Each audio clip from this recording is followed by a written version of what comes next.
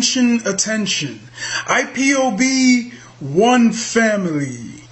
This announcement is for those outside of the USA that wish to donate to the Eastern Security Network Fund that is based in the United States. Because of the fees that donators have to pay the bank when sending wires, we recommend that if you're sending less than $250, that you donate through the IPOB USA website. It's fast, simple, and less expensive for you. Go to our website, www.ipobinusa.org/donate. That is www.ipobinusa.org/donate and make your contribution. When it comes to keeping our people safe, every bit counts. After all, the security of our communities is our responsibility. Let's make this happen together.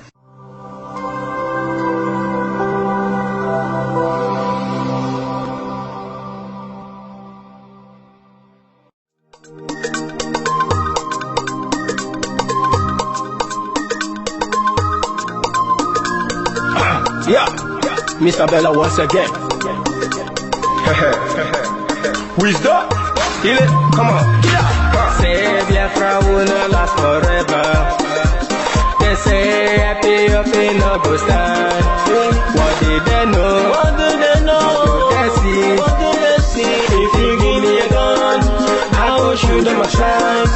If you give me a gun, I will shoot them aside. If you give me a gun, I will shoot them aside.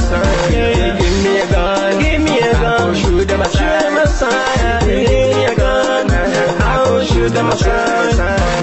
No. Biafra will live forever.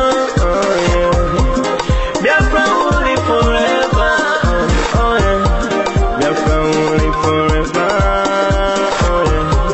Biafra will live forever. Biafra will live forever. Biafra will live forever. Biafra will live forever. Biafra will live forever. Ogerugo manige tetanura. The lovers of Biafra. This is the time we need to come together and fight for what is belong to us. Ogerugo maniga bandizu. What make us a giant of Africa? Ada approaching na Sugo. Mbogeru ni sina nyama kweno. Hello Lisa Binigwe. Out of his wisdom, giving us somebody like Nnamdi Kanu for this our rescue mission. Biafra will not last forever.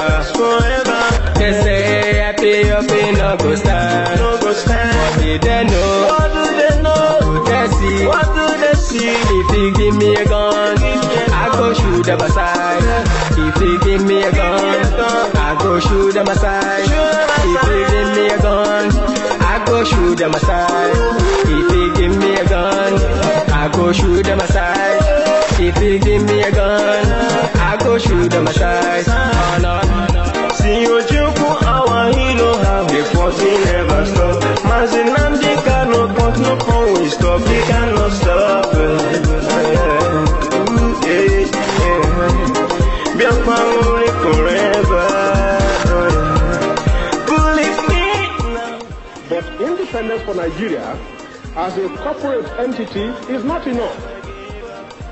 The peoples of Nigeria must at the same time be guaranteed their freedom. We must ensure that in an independent Nigeria, individual citizens throughout the land enjoy liberty, human dignity, and equality under the law. There must be one Nigeria with one constitution and one law for all. Let us therefore, Mr. Chairman, sir, close our ears to the Council of Despair, which says that we cannot here at this conference agree on a constitution.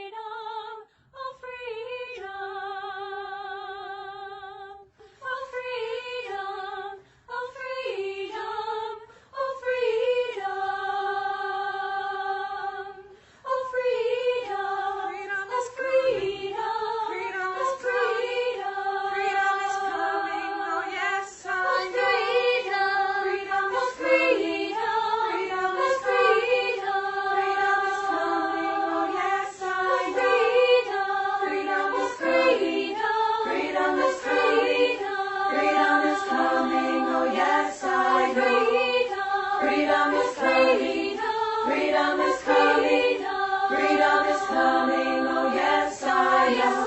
Oh yes I am. Oh yes I am. Oh yes I know. Yes I am. Oh yes I am. Oh yes I am. Oh yes I know. Yes I know. Justice is coming. Justice is coming.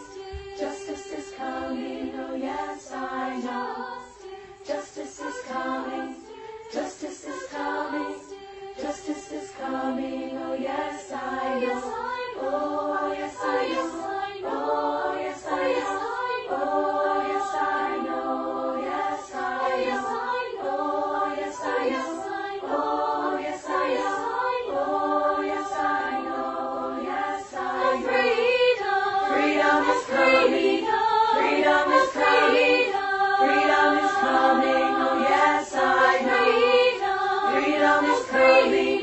Freedom is coming. Freedom is coming. Oh yes I know. Oh yes I know. Oh yes I know. Oh yes I know. Oh yes I know. Oh yes I know. Oh yes I know. Oh yes I know. Yes I know.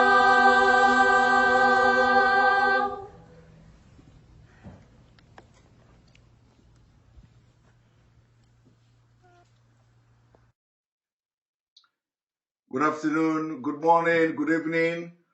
Welcome to this wonderful evening broadcast where I have come to be drinking coffee because a lot of people don't like me drinking coffee.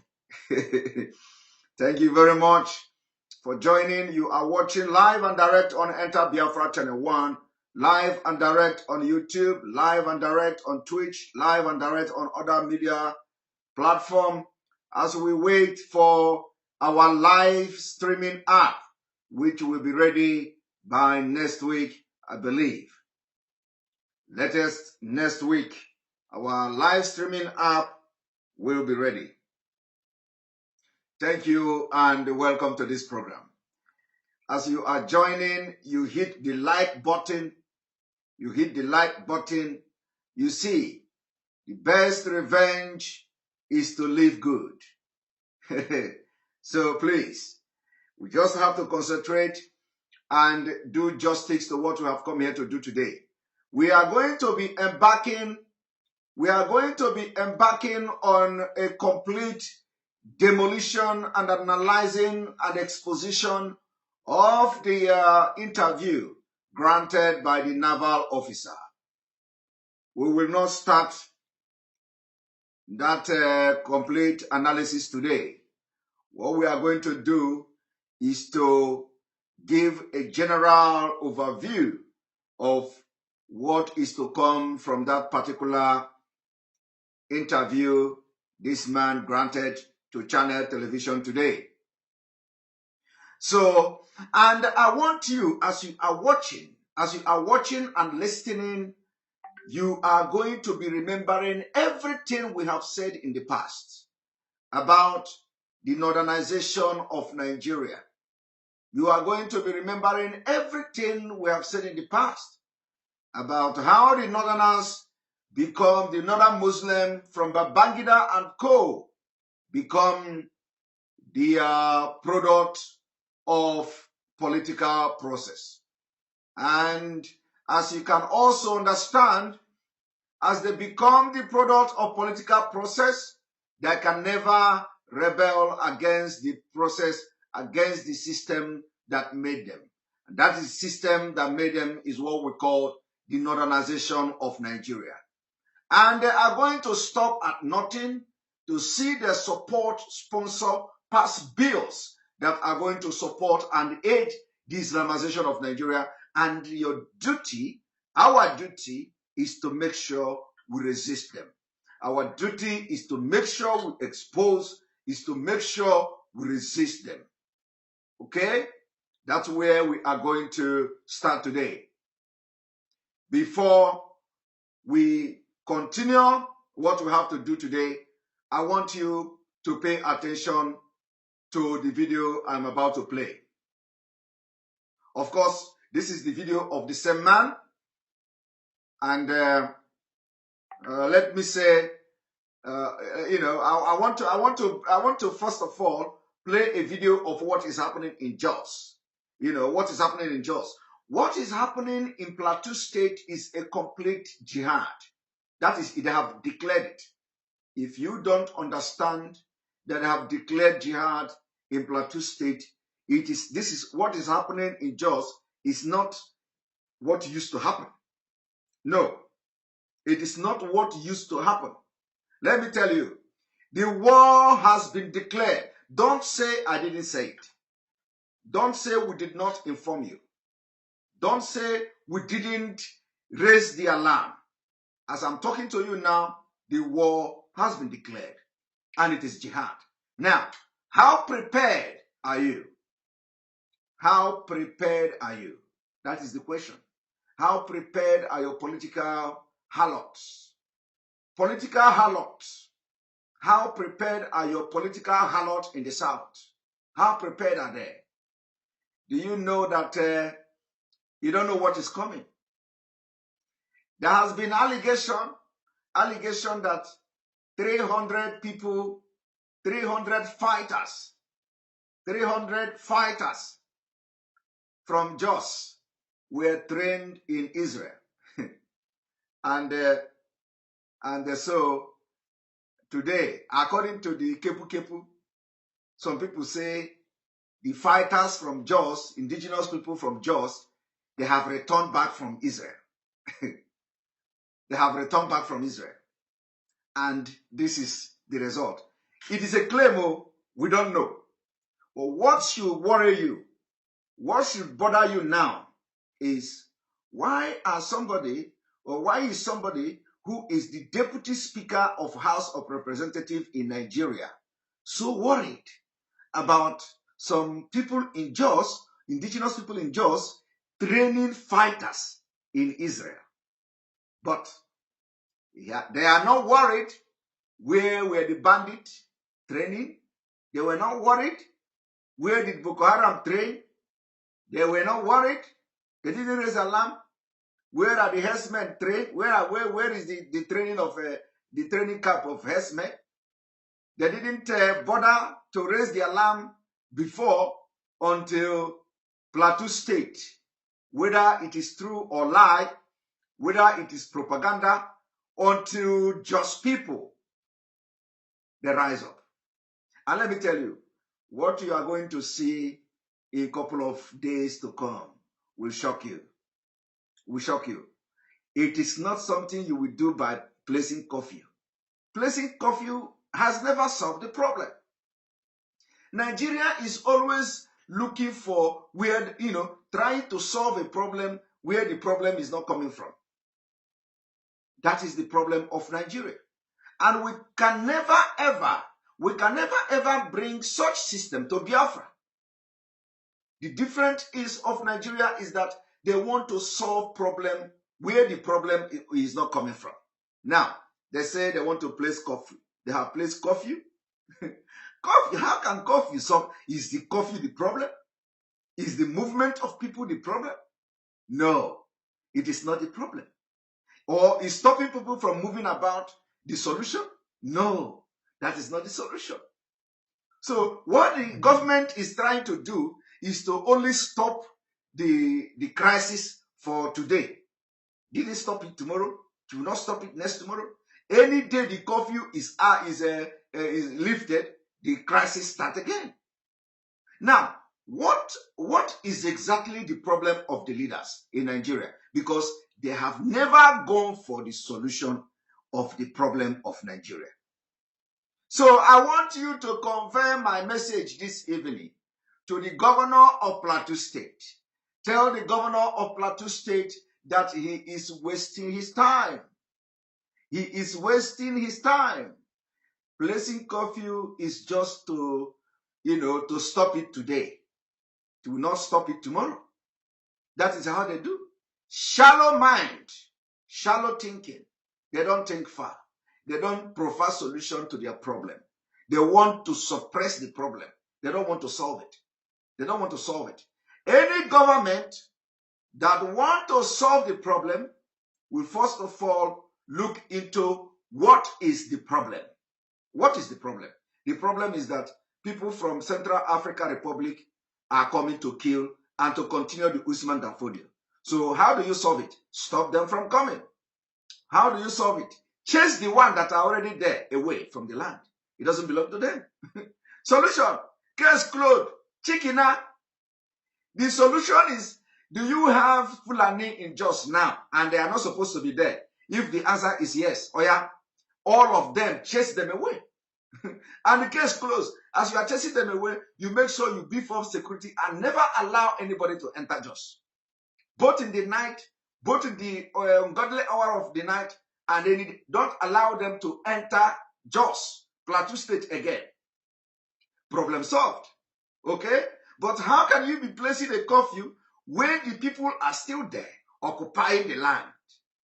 And they have killed people, chased them away, and continue to occupy the land. So how are you going to solve this problem? You can never solve. You can never solve it. You see? And let me tell you, if you place curfew today, they are going to be gathering momentum. The amount of the killing that is going to come after the curfew is lifted, or at any given opportunity, will be so heartbroken. It will be very disastrous. So tell the governor of Plateau State that if they don't know the solution to Nigeria problem, they should consult us, the Biafrans. They should consult IPOB. They should consult the indigenous people of Biafra, so that we will provide solution to them. Because it seems that nobody knows the solution. Because curfew can never, ever be the solution to the killing in Jos. So I want to make it very clear. Curfew can never be the solution to the problem in Jos. And let me tell you, when I'm talking, I'm not just talking as somebody who is an agitator. Let me put a little bit boast. Let me put a little bit boast. I am talking as somebody with security experience. I am talking with somebody that have so many experience. Let me boast a little bit, because there are some people that are watching me now and they are very angry.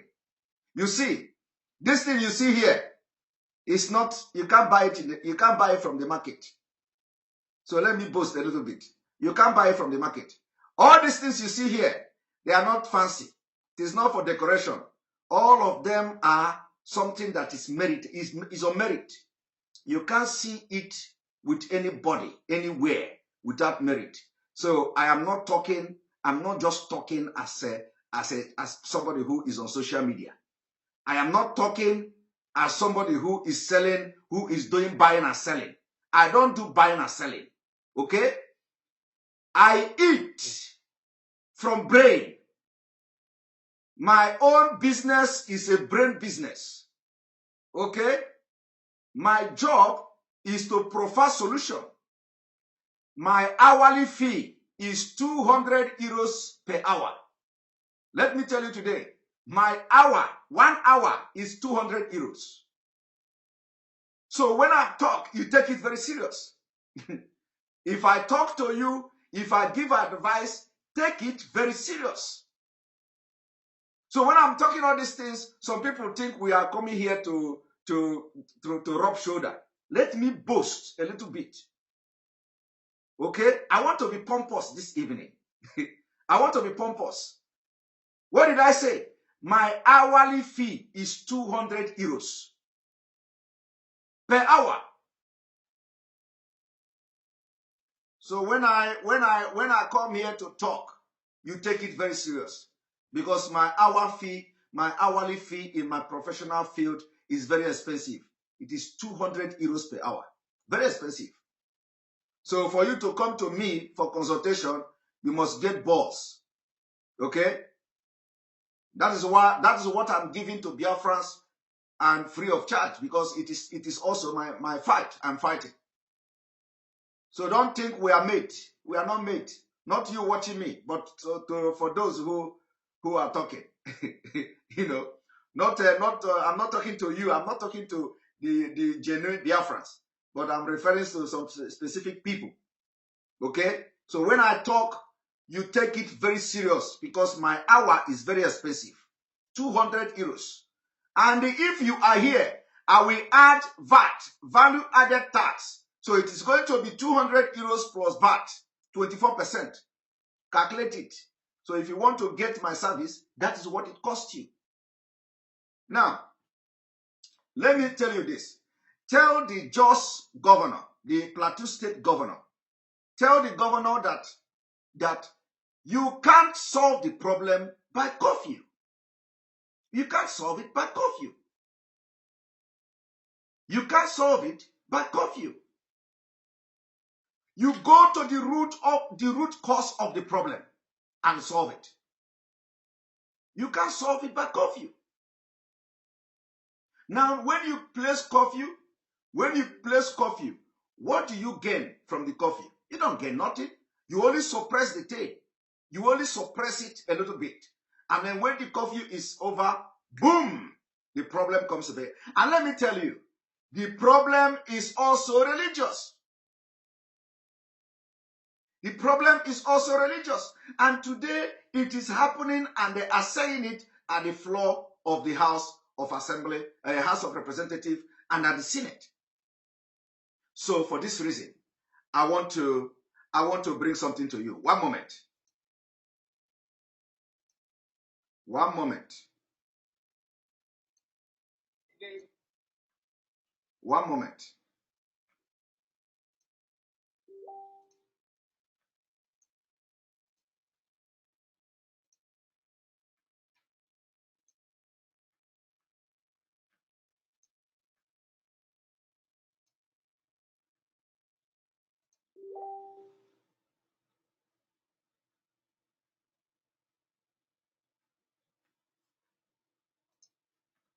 I want you all to pay attention to this.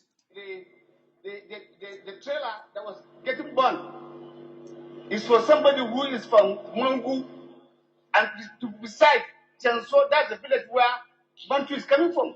Bantu is indigenous Plateau State. And I'm begging those that are leaders that we must speak to our people. When issues are gotten like that we should not bring religious matter into it. That's the problem as they are. And I want to go to part of the report, sir. I was opportune to be a member of the transition committee when this government came to power in Plateau State. And I want to say this, that the security are not doing their work. They are the remote causes of this matter. Whether we like it or not, that's the truth. Mr. Speaker, I want to inform this House and Nigerians that about 300 people were trained in Israel. I said 300 people is there in our report. We gave it to government to work on it, to find out those who were sent for that training. I can tell you, Mr. Speaker, to date, nobody has been traced. And those who did this training are aware, they know them. They're the ones who go to now agitate, kill 1, 2, 3 persons, and at the end of the day, it gets back to us. I am giving you this, and I'm willing to surrender those documents. I want to tell you, sir, there's a company in Nigeria today in Plateau State that is working. They did importation. About 4 containers were missing. And when we trace as a committee what are in those containers to go root many, sir, we are told it was taken to a person's house, a highly politician. And trace the name of the company. I'll give you the name of the company. It is a security company in Israel. They bought arms. And we do not want to speak the truth. It will continue to hunt us. It will continue to devil us. The truth of the matter, sir, there are some politicians who are behind this matter. There are some people who are behind this killing. And I want to Did you see the people clapping? Did you see the people clapping? Fulanis. They are the one clapping. Just because whether the story is true or not, they are now clapping. They are now clapping for saying that people were trained in Israel. I want to take it back a little bit. Let me start from the beginning. The trailer that was getting burned is for somebody who is from Mungu, and to beside Chenso, that's the village where Bantu is coming from. Bantu is indigenous Plateau State. And I'm begging those that are leaders that we must speak to our people. When issues issues are gotten like that we should not bring religious matter into it. But that's the problem as they are. And I want to go to part of the report, sir. I was opportune to be a member of the transition committee when this government came to power in Plateau State. And I want to say this, that the security are not doing their work. There are remote causes of this matter. Whether we like it or not, that's the truth. Mr. Speaker, I want to inform this House and Nigerians that about 300 people were trained in Israel. 300 people were trained in Israel. Listen to it again. Trained in Israel. About 300 people were trained in Israel. That about 300 people were trained in Israel. I said 300 people is there in our report. We gave it to government to work on it to find out those who are sent for that training. I can tell you, Mr. Speaker, to date, nobody has been traced. And those who did this training are where they know them. They're the ones who go to now agitate, kill 1, 2, 3 persons, and at the end of the day, it gets back to us. I am giving you this, and I'm willing to surrender those documents. I want to tell you, sir, that. Are you listening to that? This man has never advocated for those that trained in Saudi Arabia or in Yemen. This man never come here to expose to you those they have, sent to Yemen or to Iraq. Iraq, no, they don't go to Iraq. They cannot go to Iraq. To a place like Pakistan, Yemen, Pakistan, to train. No, he cannot. There is no, they don't have that. Or those they are sending to some Central African Republic to train. No. They are not going to tell you that. Now they are telling you that they have trained 300 people, or Egypt, thank you. Now they have trained 300 people in Israel. And they have the record of those 300 people from, and Libya too, from Israel. So he is now, and he was part of the committee. He was part of the committee who find out the secret that just people they have sent 300 people to Israel to train, and now they are back. Now they are back. And even if just people actually went to Israel to train, all the killings for decades, do you think they can even do anything to revenge them? Even if they kill all the Fulani, they cannot revenge them. How many are there? But you see, all of them announced, I want you to see the atmosphere at the National Assembly. See atmosphere at the Green Chamber. That is what you don't know. You see, all of them are clapping. Hey, he has spoken well. He has defended us. Do you know what I call this? What you call it is the political process. The product, all the people seated there, they are all political process. Now they are protesting about just. Because just people dare to do something. Just people dare to do something. Now he told you that container came that a highly placed politician. I don't need to tell you now, but you know when the person is referring to. Do you have any highly placed person anymore in that area? Yeah? Do you have any highly placed person in that area? You don't have. But we know the person he is referring to. All of you know now. All of you know the person. Because we are trying to that we are going to fight together. So I am not going to mention the name of the person. This will be the first time I will not mention the name of the person he's talking about. Because we are going to fight them together with those people. But these are the people that killed Biafrans. No, it's not a Dangote or whatever. No. No, it's not even that one. So 4 containers that imported arms into Plateau State. 4 containers. That containers went to the house of the politician. And so he don't want to say the content of the so you see it. Now, I want to ask you, how many of you in Biafra land, how many of you in the southeast are preparing? How many of your so-called billionaires are importing container now? How many? No, none. How many? None. Nobody is importing container now. Nobody. Nobody is importing container for ESN. Nobody. We go every day, we raise funds from ordinary Biafrans that are ready, millions of ordinary Biafrans that are ready to sacrifice everything to live. But you see, you have billionaires everywhere. In Biafra land, billionaires everywhere.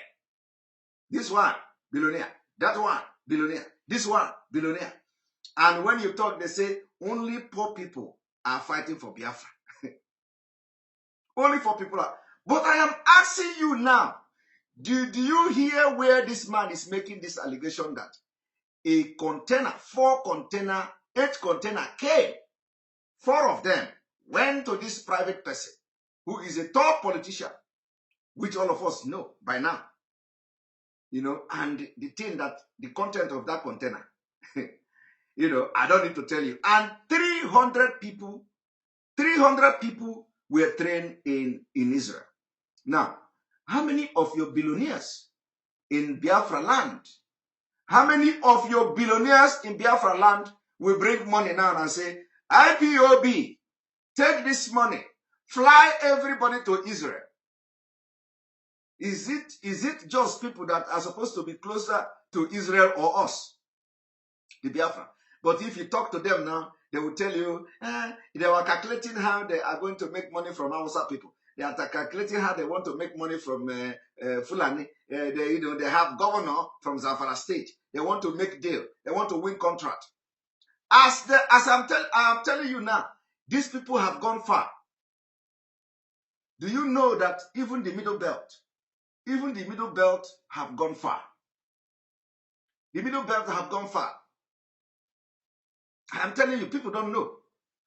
Middle Belt is only in Biafra, is only in Southeast, is only in South-South. People are, behaving, bringing nonchalant attitude. Nonchalant attitude. And people are getting prepared. It will shock you that I was in a meeting. I'm not going to review. I was in a meeting of something. And we were surprised that the meeting in that meeting, the people we are discussing with, some part of Nigeria already have them. I swear to God, some part of Nigeria already have them. And I was shocked. I was shocked. I was very shocked too. Some part of, including this Jos, they already have them. Including some part where you have Christian dominated area, they already have them. People are getting prepared. They have pumped money. They have pumped. I swear they have pumped money from the Middle Belt and some part of the North. No, I'm not revealing anything. I'm just giving you a general statement. But that is how, personally, I was very shocked because I couldn't imagine that kind of thing. I couldn't imagine people in Benue State having that kind of thing. I couldn't imagine, I couldn't imagine them. I couldn't even imagine them putting such thing in place. But our own Biafra people, only Mazen Nnamdi Kanu. Mazen Nnamdi Kanu have to shout. Mazen Nnamdi Kanu have to be on fundraising before you can contribute money. Mazen Nnamdi, you have to see Mazen Nnamdi Kanu first, so that you will bring 5,000 and give, and the Mazen Nnamdi Kanu recognize that you are dead, that you contributed before you can give money. Meanwhile, we have billionaires. We have billionaires. It's quite sad, but you know what? When the rain will fall, everybody. This one, it doesn't matter how many the thickness of the roof in your house. How is the sound? Should I refresh? Should I refresh? Somebody say refresh. Is the sound okay? The voice? How is the sound?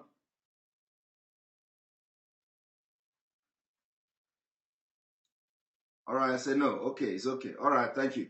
So anybody that his own is not working should go and check it and check the phone. So the point here is that all these billionaires in Biafra land, when you touch them, they want to know, what are you going to do with the money? What are you going to buy with the money? How do you buy it? Who is selling it? Where are you importing it? And this, that, and of course, you can't even trust them. You can't even trust them. They want to know where you want to put the money. Where is the money going? What do you want to buy? This, that, this, that. Is that how people are doing it, just? Is that how people are doing it in Middle Belt? No.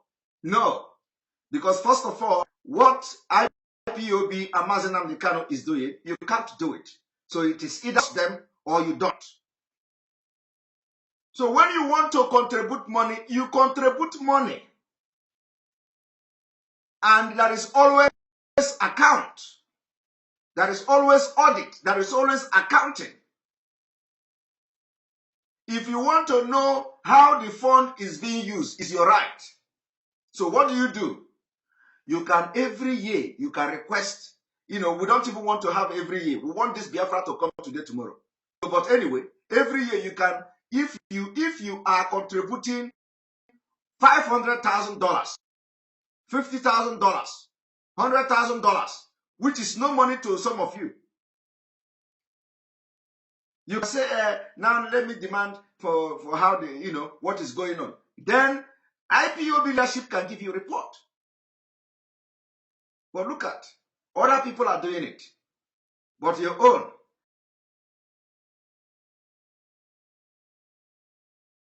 I want to know who is supplying it. I want to know that where is the money going? Where is the money going? You think you are the only one who have brain? You think you are the only one with brain? When these people, you see, if a president of a country can run away with one cloth in Afghanistan, you can imagine you. Let us see how your brain is going to save you. I tell you, just pray that the time it will happen, you are not there. Because when it happens, they are going to close all the airport. Let me tell you, before strike, they have planned everything. So they're not just coming to strike and they begin to plan. Before these people start to strike, they have planned everything. They have planned and they have concluded when they are going to close the airport. So when you think that, just pray that you are not in Nigeria. Because when you are in Nigeria, they will close the airport. Do you know how many people that are trying to run away from Afghanistan with all their money? With all their money, they are throwing children. With all their money. They want to leave. My advice this evening is going to the rich people. The so-called billionaires. I'm not talking about millionaires. I'm talking about the so-called billionaires. The so-called business people. Those who are running for election. Those who are spending money to run for election. They are coming for you. Fulanis are coming for you. By the time they come, they are going to look for you first.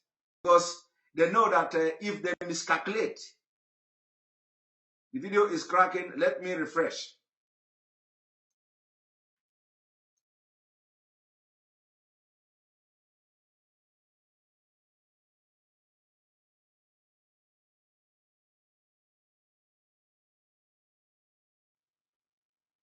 All right. Welcome. You are watching live and direct on Enter Biafra Channel 1. So let me tell you, by the time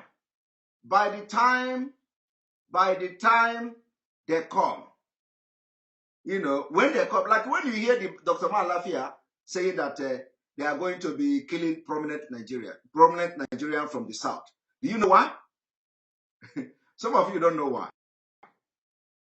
Some of you don't know. I'll tell you the reason today.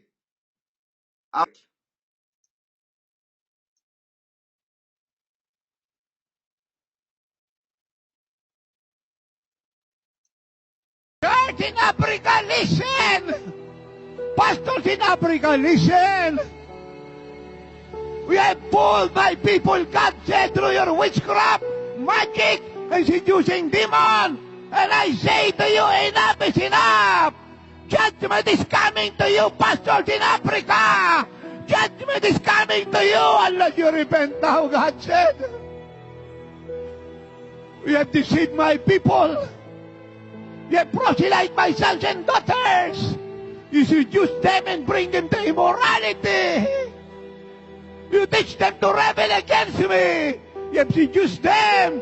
Enough is enough, God said. Enough is enough. I will turn the country to humility. And every false shepherd will be removed in the church. And every seducing leaders will be removed and cut up in the land. And I will raise up another. Will teach my people to love me, to serve me, to worship me, and to obey me.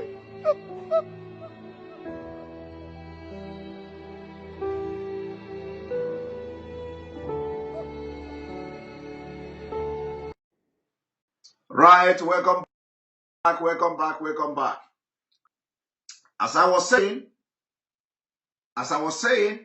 do you know the reason why they told Dr. Malafia that they are going to start killing prominent people from the southern Nigeria? Do you know why? Let me tell you the reason. The reason is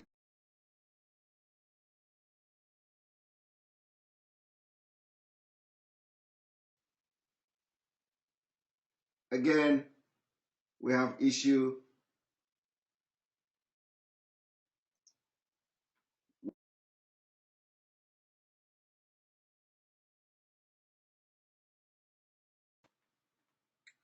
Here we go. Here we go. So they don't want to come and miscalculate. They don't want to come and miscalculate. So what they are going to do is that if they come, when they start this jihad that is coming now, if they miscalculate, do you know what is going to happen? If they miscalculate, they know that all these billionaires will now sit up. They will now begin to go and bring money. Where is Mazen Andekano? Where is IPOB? Where is ESN? Please, where is the account? Where is the account? Where is the account? I want to contribute money. You know, I want to contribute. Where is the account? Where is the account? That time, it may be late. It may be late. So, the Fulanis knows exactly that if they strike, that all these billionaires will wake up and they will begin to ask, where is the money? Where is the account? Where is the account? I have a contact. I have contact in a way. I have contact there. I have contact. Let us bring the arm. Let us bring this one. By that time, it is late. So they don't want to miscalculate. They don't want to miscalculate. They don't want to miscalculate. So they want to come clear. And once they come, they attack bad. They want to get all the big rich men in the south. They don't want to lose. You know, these people don't want to take any chances. So my people, pray that you are not in Nigeria by then. Because when they come for you. All of you that are billionaires, they're going to come for you. But we are telling you now to bring money, you will not bring the money. We are telling you now to support the struggle, you will not support the struggle. But you know what?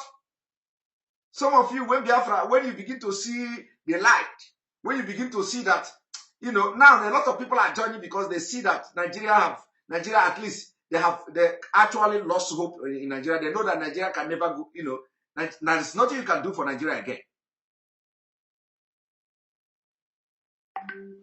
And then we have our Ambazonia brothers and sisters here. Text A. Thank you for the super chat. Mazi Simon, all Ambazonians are strongly behind you and Mazen Amdekano. Thank you very much. we know that you people are strongly behind us. And this victory is going to be for everybody. And we are winning the game already. We are winning this war already. So, by the time you understand what is coming, by the time you begin to look for where to pay money, it is already late. Now, we are telling you now to bring money. Bring your money. We need arms. We need to protect our land. We need to arm ourselves. You see, even the governors are telling you, arm yourself, defend yourself, because they know money has been invested. Money has been pumped into this terrorist organization, into these jihadists, into this Taliban, into these terrorists that are about to take over Nigeria.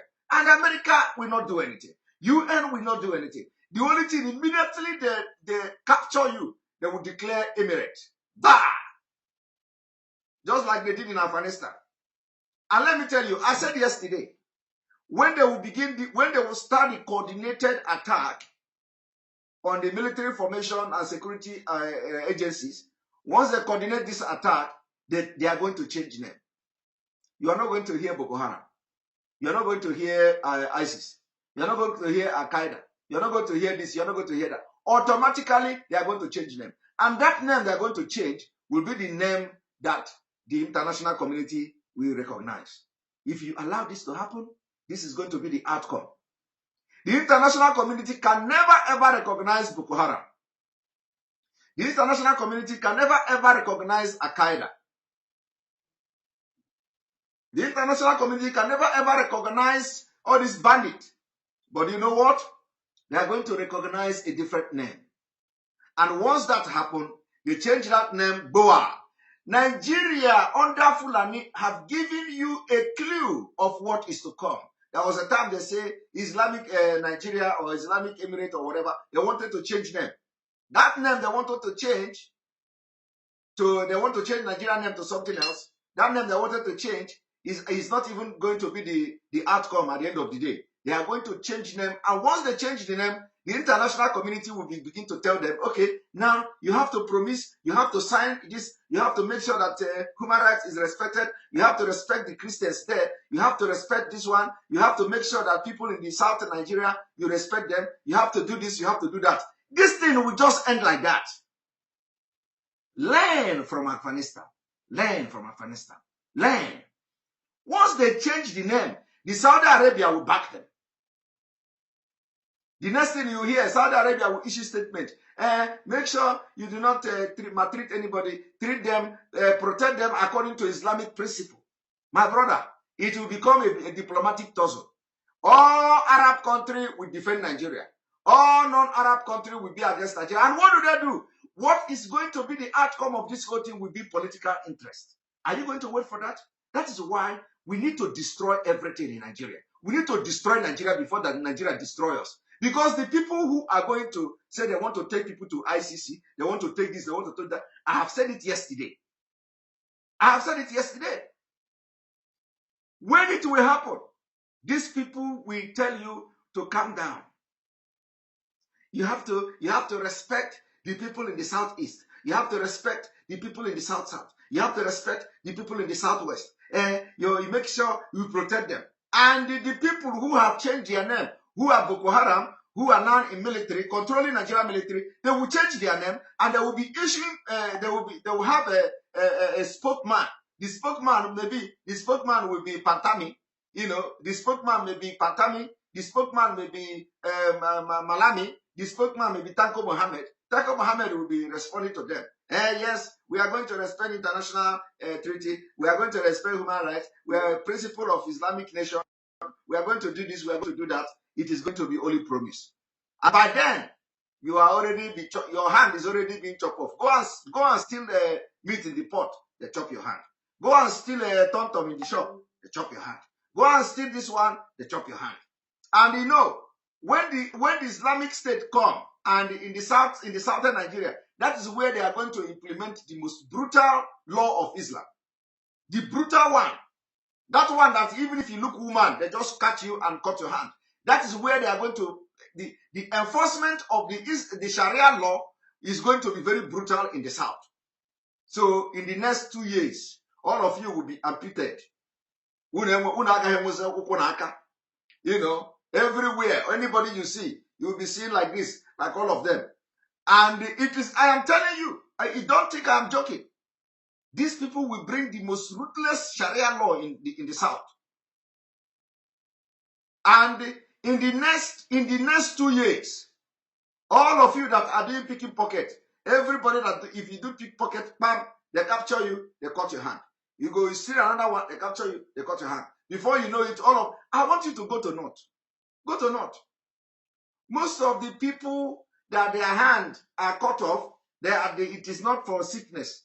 It is not because of sickness. I am telling you, it is not because of sickness. They are chopping off hand. Media is not reporting it. Nigerian media doesn't report it.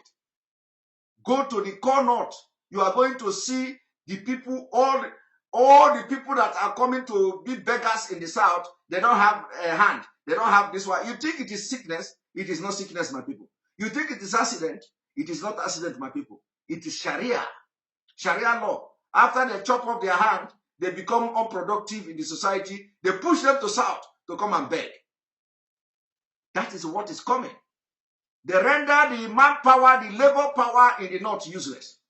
That's why you see them litter everywhere in the street in the North. They cut their legs, they cut their hands, and they become unproductive in the society. School, they don't go. Work, they don't go. They become handicapped. And that is what you see in the South. It is not sickness. It is not an accident. Before you see somebody that his hand is amputated in the southern Nigeria as a Christian, is by accident. By accident. By accident.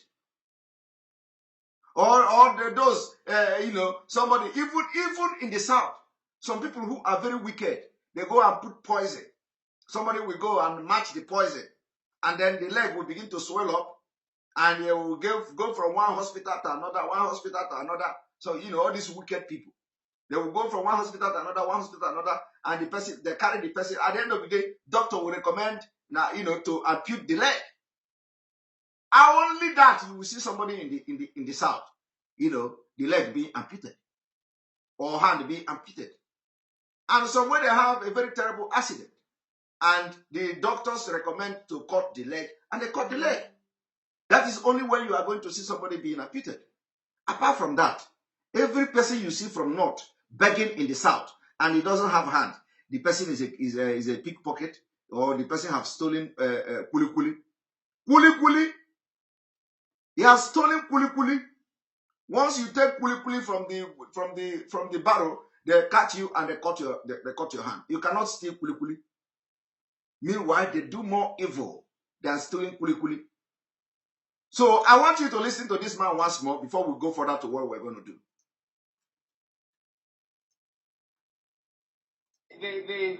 The trailer that was getting burned is for somebody who is from Mwangu, and beside Chenso, that's the village where Bantu is coming from.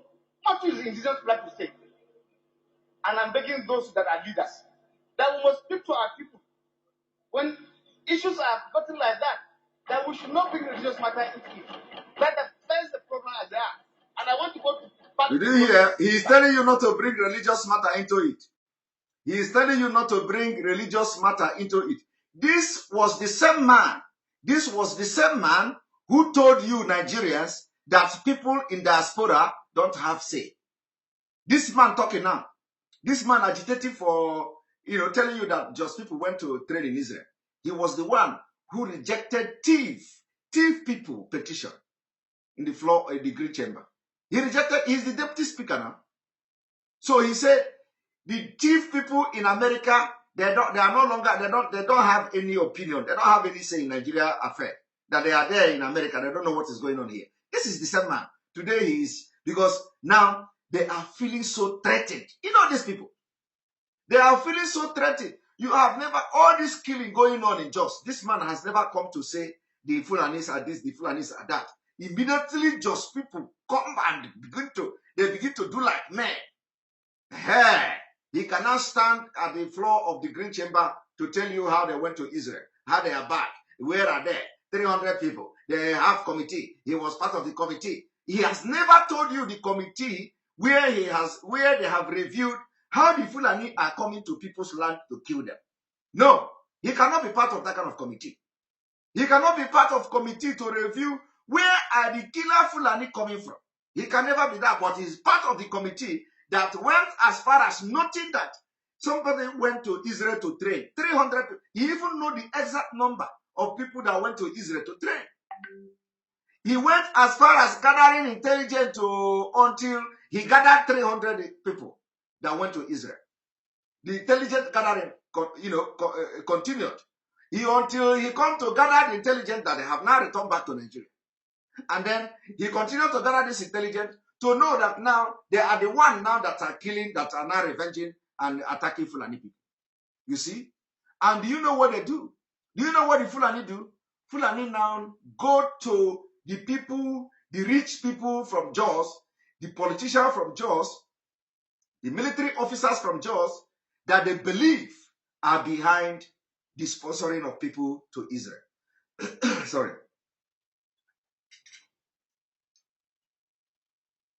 Sorry, let me drink coffee.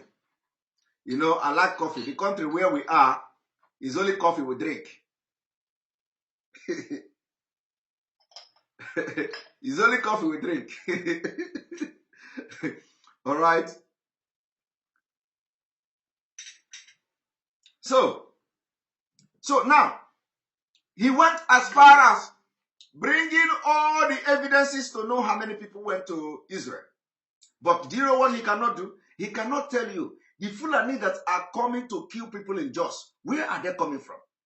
Where? He cannot tell you. But you know what? Because they are now feeling threatened. They feel they feel so threatened. Anytime anybody rise up against Fulani, you will see the government in action.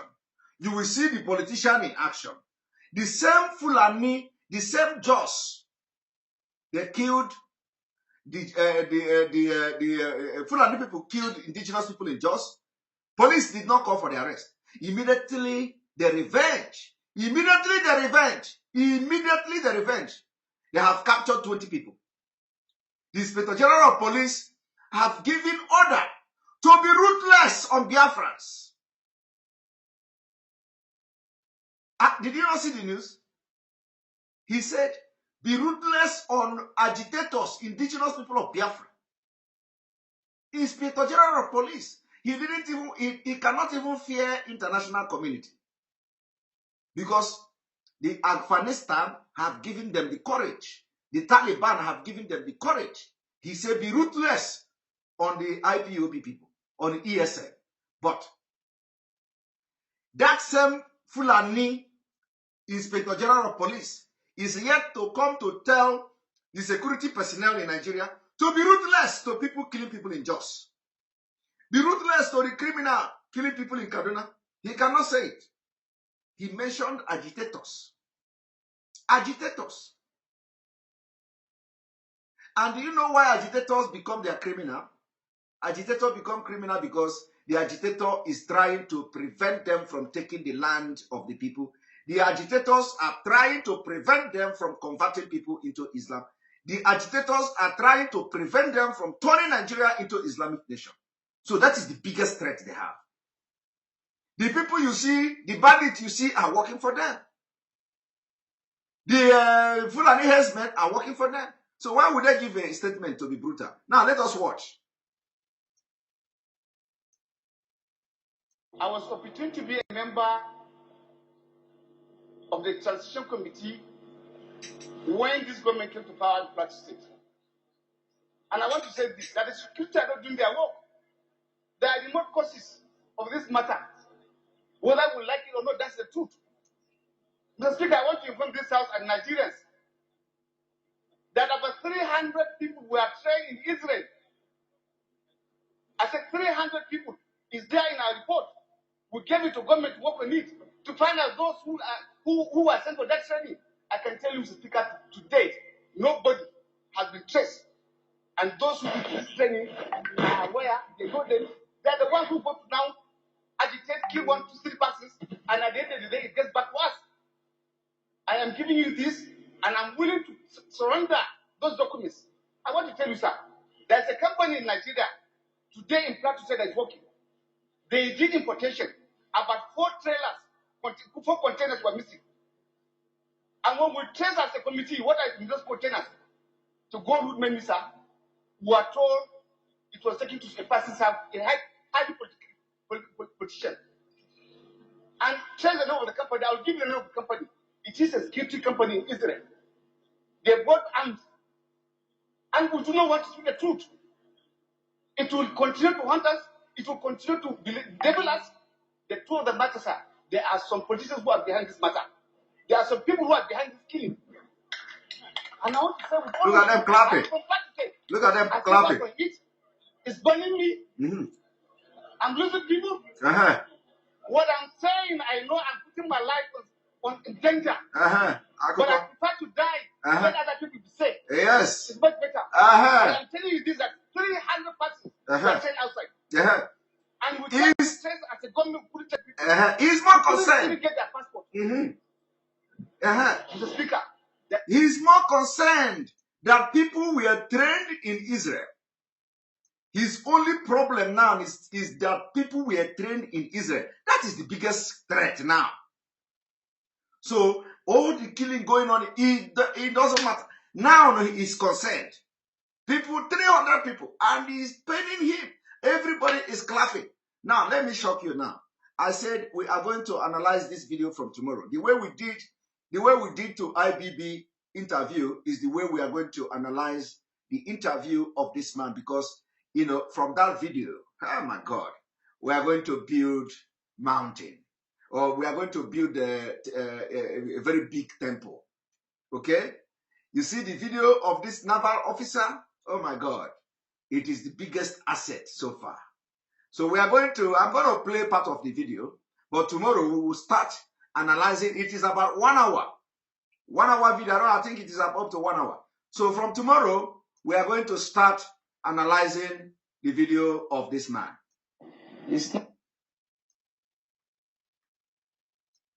By tomorrow, we will start to analyze the video of this man. These are the programs you must not miss. You must not miss this program. About sentiments is that there are a group of people in this country that feels that this country should be Islamized. This is a fact. I say you want me to start mentioning names of people in this government that we have interrogated. I was a member of an interrogation team, and I've interrogated a very high-ranking member of this government in 2007, 2008 on the issue of Boko Haram. I interrogated him. He's in this government right now. You see, now, if you do not believe us, if you do not believe Mazin and the Kano, if you do not believe Samonekwa and other Biafrans, are you not going to believe this one? This is a high rank where we are saying, you see, we have crossed the red line. Oh. I said, everything that is coming out from this mouth, believe it. Oh. It doesn't matter how long it takes. Believe it. Oh. Believe it. Oh. Look at how long it took this man. Look at how long it took this man to come now to vindicate us. What if they have succeeded in killing everybody in Nigeria? The information he have with him will die. Do you know other people that have more information than him? They are there. They are there like, let me speak Igbo. They are there like Usiobogo. There are as many as possible that have a lot of vital information, intel, even more than we have. They don't want to come because everybody is afraid. And some of them will die with the information they have. They will not release it. Now, do you know how many times, do you know how long it took this man to summon courage to come and do this? And let me tell you, anybody that is doing this, this is the best service you can do to your people. This is the best thing you can do to the generation now. This man has become a hero. Because I know a lot of, I know that more will come from him. Because he is not on the loose. He's on the loose. So we are going to start analyzing the video from tomorrow, the way we did to IBB. Now let us listen to him.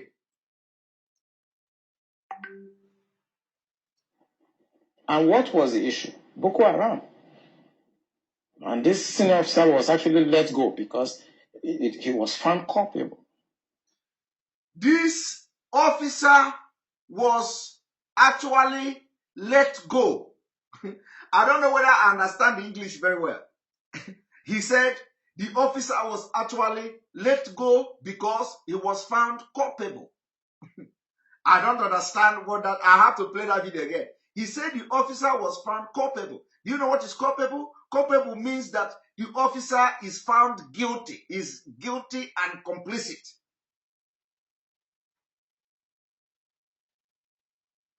And then they say the officer was let go. And today today that person is in this government.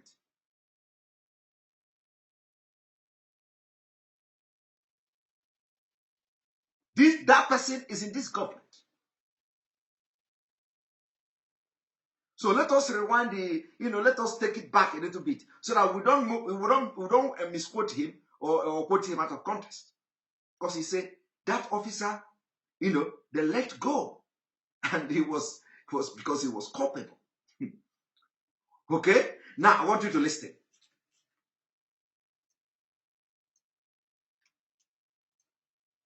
Officer was actually let go because he was found culpable. But right now he's in the government. Okay. You see, we must say the truth, because if you don't, this country is going down the precipice. We have been set back more than 60 years. Okay. Right now. Okay. We've gone back to the time before 1966. Okay. Now, the question now is that why do we have to wait this long for him to come out? And this man has been watching us. This man has been listening to us. We commend him for coming now, but hi. What if God forbid, what if this thing was happening and they decided to attack him? How would we have heard this thing that we're hearing today? There are a lot of you today watching me, military officers in Nigeria, that you know what we are saying is correct. That you know this plan we are reviewing every day is perfect and correct. A lot of you know that everything we are saying now is not propaganda, is not lie. And a lot of you will also hear where the governors from the southern Nigeria will come to say we are on ground. And you know that they are not on ground. You keep quiet. I want to ask you now. Umahi brother. Umahi brother. Was he not a military man? Was Umahi brother not a military man? Now, I want to ask you a question. Don't Umahi brother, as a military man, are you going to tell me that he served his own military in the backyard? Did Umahi brother serve in the Nigerian military in the backyard? Because as a high rank officer, that like him, Umahi brother, he should also have the same intel with this man. If not exact intel, but at least he should have intel like this man. So where did he serve his own military? I am asking you, where did Umahi brother serve? I want you to go on social media, tag, make it viral, ask question. Where did Umahi brother serve in his own military? Is he not in Nigeria? So why don't he have intel like this man? Or his own military service is a different one. Because as a military officer, you are exposed to a lot of things. A lot of information, a lot of intelligence gathering and all that. So where did he serve his own military? That he do not understand what this man is saying. At least he don't need to know exactly the man was saying, but at least he should have some intel. So why have he not come to say anything? Why is he supporting one Nigeria? Why is he supporting one Nigeria with the brother? It's a challenge. It's a challenge.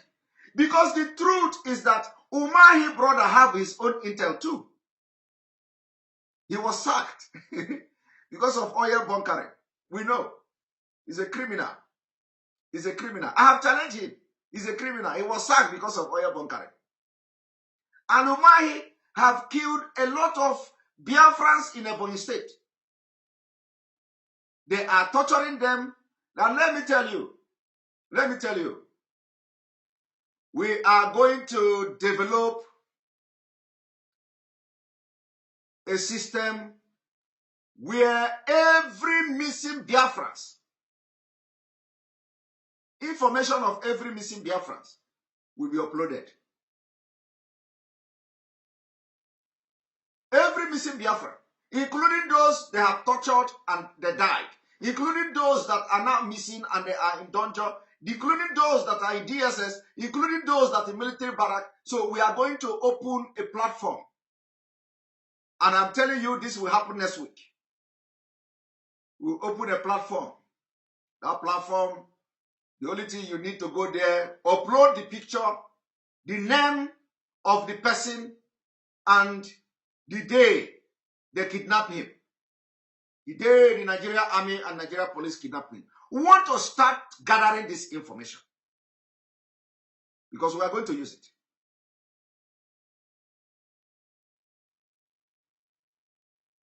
We are going to use it. So all of you that you know that somebody is missing in your community, all of you that you know somebody is missing in your village, all of you that you know somebody is missing in your family, all of you that you know that police have abducted them, military have abducted them, I want you this after this night, make it public. We are going to create a platform where you will upload the picture, the name, the date they abducted him if you know. The time is here. The time is here. We will leave we are going to turn every stone. Because it is not, every day our people are missing. Bibo, everybody is missing. Everybody is missing in Obibo, this one, that one. So now people that, including those who they have abducted in Obibo, including those who are missing in Obibo after the atrocities of White, we want the families to start gathering pictures. Just upload one picture. I'm going to make the platform ready. Upload the picture, put the name. If you don't remember the date the person is missing, just put the month. The month the person got missing. If you know the date of birth, put it there. We are going to have the data. We are going to tell them the Biafra is different. We will see the data rolling. The data will be available for international community. The data will be available for the ICC. The data will be available for all big politicians all over the world. The data will be available there. It is going to be authentic. Authentic. Picture, name, date of birth. So if you know that you have somebody that is missing now, start now to look for picture. Go to social media, look for his picture. Go to any place, look for his picture. Go to the family, contact the family, look for his picture, date of birth, name, the place he lived and where he was abducted. We want to start gathering them from next week. From next week. From next week. And it will be public. It will be in the open. The platform will be created. And we will tell Nigeria government, Imanka, Imankozo. Imanka, Imankozo. It is no longer business as usual. It is no longer business as usual. This is coming. It is a reality. And let us continue.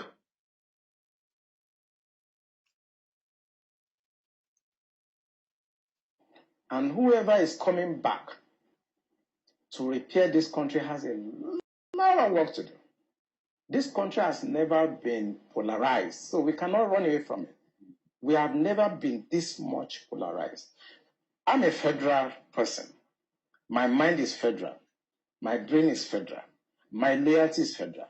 I do things for the federal government. So I cannot come here and try to be sentimental. No, I'm a federal person. So will your life be at risk now that they're hearing you? I don't care. I don't care. And my colleagues, they know me. Those people that listen to me, they know me. I don't care. The issue is that this country is bigger than an individual. That is the issue.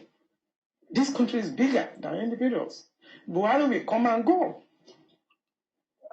Eliminating me or killing me will not solve the problem. That is the point. Eliminating you will not solve the problem. But you know what? Eliminating you solve their own problem. So I want this man to understand that he is still making a very big mistake. I know that why he said that is because if you begin to say Nigeria divide now, they will go and arrest him. But let me tell him, if you say killing you will not solve the problem, is a lie. It will not solve your people problem, but it will solve their own problem. Okay? Tell this man that Simon Ekpa said that killing him will not solve the problem of their own people, their own region, their own state, their own local government, but it is going to solve the problem of Fulani. Tell him that Simon Ekpa said so. My muzzle, don't let me close my cloth again. This muzzle is getting big. I want to begin to share the muzzle to people. So tell him, if he said that killing me will not solve the problem or killing him will not solve the problem, tell him it will solve problem. Tell him that I said today that killing him will solve problem. Because as he has come now to stand by the truth we have been saying for ages, he has become a threat and he has become a problem to them. So killing him will solve the problem of Fulani, but it will not solve the problem of Nigeria. Okay? You need to understand the fundamental. This is brain game we are doing here. You need to understand the fundamental of this Nigeria problem. You know, God will bring us for this particular thing. So I gotta edozi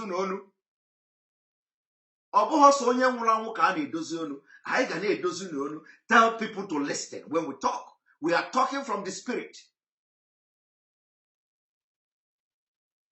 God is talking through us. So tell this man that so long as he continues to believe in federal, so long as he believes he has killed for a federal, he will die. And if he die for nothing. Because the people he killed for Nigeria to continue to remain or to ask for the best interest of Nigeria, he killed those people for nothing. You didn't hear him. He said, I kill for federal. I kill. He said it. And I like this. This is how anybody that have undergone military training, good military training, not this one. Because I believe this man, as a brave man, this is a military man talking. Anybody that have undergone military training, you don't look face. You don't look face. Except your own military is in backyard. You don't look face. Somebody tell me I should refresh. Is the voice and the sound okay? How is the sound?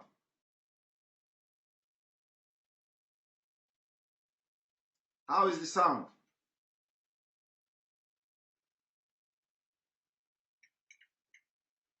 How is the sound? Okay, all right. There we go. All right. So tell him, I want you, you know why I'm repeating this thing? I'm repeating it because I want after this broadcast, you people, you cut the video, and, send it to people that needed it. Now, the man say that he killed for federal. He killed for Nigeria. And he is yet to understand that all the killing he has been killing for Nigeria has been a waste of human life. Has been a complete waste. He said it here, that Nigeria has gone back to 1960. Is he going to be proud of killing people? And after killing people, the country go back to 1960? Is he proud of that? I am asking. Alenero Okolo, thank you for the super chat.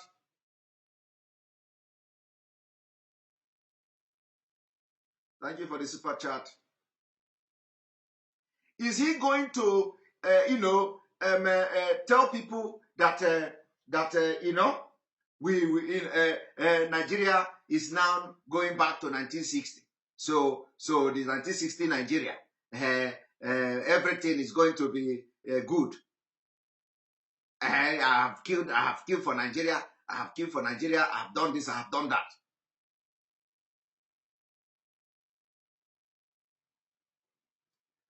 I am asking, who does that? Who does that? So, if this man who is going to be our hero now, because as far as I'm concerned, he is going to be our hero. If this man had come to say proudly, I killed for Nigeria, and at the same time, I stand for federal, and at the same time, he's telling you that Nigeria have gone back to 1960 before even independence, that they have gone 60 years back. My brother, are you not, Alejandro, thank you for the super chat. Biafrans know they look Uche face. The data compilation begins, we move. So, I am asking, is it not a waste? Waste of human life? Waste of everything that he killed for Nigeria, and at the end of the day, the Nigeria he killed for is now back to 60 years. So the people he killed was actually a waste of life. You know, it doesn't worth it. It doesn't worth it killing those people. Killing those people. It was in vain. But if there is something that I want, if there is a message I want to pass to this man today, if there is a message, before I begin the exposition from his interview, if there is any message I want to pass to him today, the 25th day of August, 2021, he said, killing him is not the solution. My brother, I disagree. Tell this man, if you know him, if you know people who know him, if you know people who know the family, if you know people who are friends to him, tell him that I want to change his perspective. Tell him that I want to change the way he is thinking. Change him. Tell him that I have come this evening to change him. That after listening to me, he will never remain the same. Tell him that killing him is a solution to Fulani problem. Tell him that killing him will not solve Nigeria problem, but killing him will solve Fulani problem. Because he knows that the people who he interviewed and interrogated in 2007 for Boko Haram will be happy if he is killed. Because the people who know that they have a lot of information, intel about the corrupt and the Fulani and the terrorist Nigeria government will be happy to eliminate him. And immediately they kill him, they have solved their own problem. But it didn't solve Nigeria problem. And tell him also that the people we are dealing with are not actually interested in solving Nigeria problem. Their aim were never to solve Nigeria problem. Their aim is to create more problem for Nigeria and use it to make Nigeria Islamized and Islamization of Nigeria. So tell him that if they kill him today, they have solved their own problem. And that their own problem is more important to them than solving the Nigeria problem. So he may begin to rethink. He may begin to rethink. He may begin to channel his energy now into building armies in Oduduwa land, because I'm meant to understand he's from the Oduduwa nation. He should begin to now deal with us who want to liberate the people, who want to liberate indigenous people in Nigeria. He may now begin to think how he's going to join Oduduwa nation and give a boost to the young men and women who are ready to fight alongside with Biafrans. That is the only way out. Otherwise, he is going to be talking like this now that he's out. He's going to be talking like this, and before you know it, they kill him. And that is the end. So, if he wants what the journey he has embarked on now, the journey has embarked on now, if you want this journey to be fruitful, he should forget Nigeria. He should forget Nigeria completely. We have people giving us super chat from Nigeria. We have people giving us super chat from Nigeria. We appreciate you. We have people giving us super chat from Nigeria. Chef Fate, thank you for your super chat, for supporting us today. We appreciate you all the way from Naira. Thank you very much for your super chat. We appreciate you. Now, so I want all of you to understand what is going on. Tell him that we want him to leave and we want him to be part of people that will make history. Now let us continue. I will not add value, but he will come and go, and somebody must come and repair the damage to the psyche of this society, the damage to the polarization, to the nepotism that I've never seen in my life. I work with all these presidents. This is the worst situation I've found myself. And believe me, internet does not forget. I was part of the people that helped to bring Buhari to government because I believe in him. Have you worked with the government after that? After you helped bring the government? Oh, of course, I worked with him. We brought him in 2015, and I work as the Deputy Director of Defense Administration. And we have a lot of hope in him. And we actually are ready to do anything for him. What he has turned out over the years is shocking to us. I was in Harvard in 2014, in December, when the Department of State Services and CIA and others were contemplating about Buhari and other aspirants.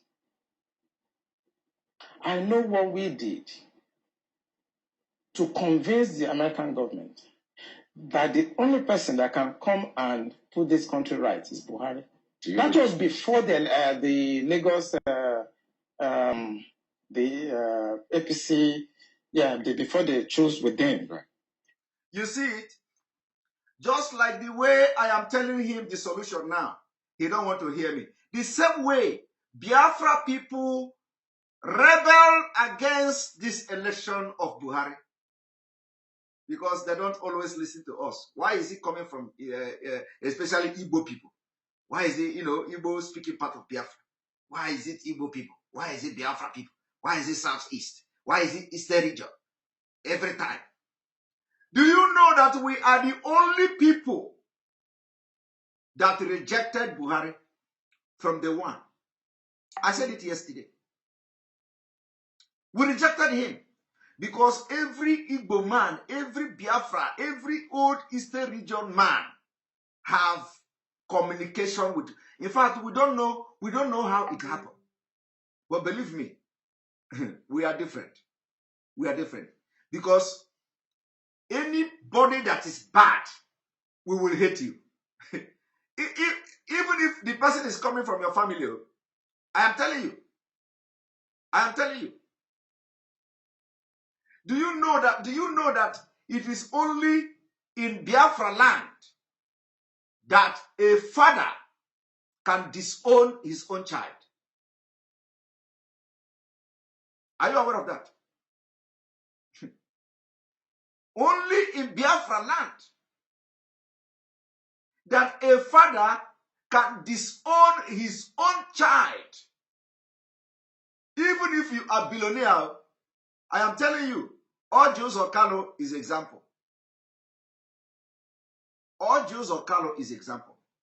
It is only in Biafra land that you see that happening. We know they take nonsense. Biafra man will train his child, and before you know it, if the child become bad, he will disown the child. I am telling you. That is to show you who are the Biafra people. We know they condone evil. We know that's why when I look at what is going on today, I laugh, because some people who are claiming to be Biafra, they, it has come clearly that they don't even know who is Biafra. I'm telling you. Some people don't know what is Biafra. Some people, you see, ignorant of yourself is the biggest, is the most dangerous thing.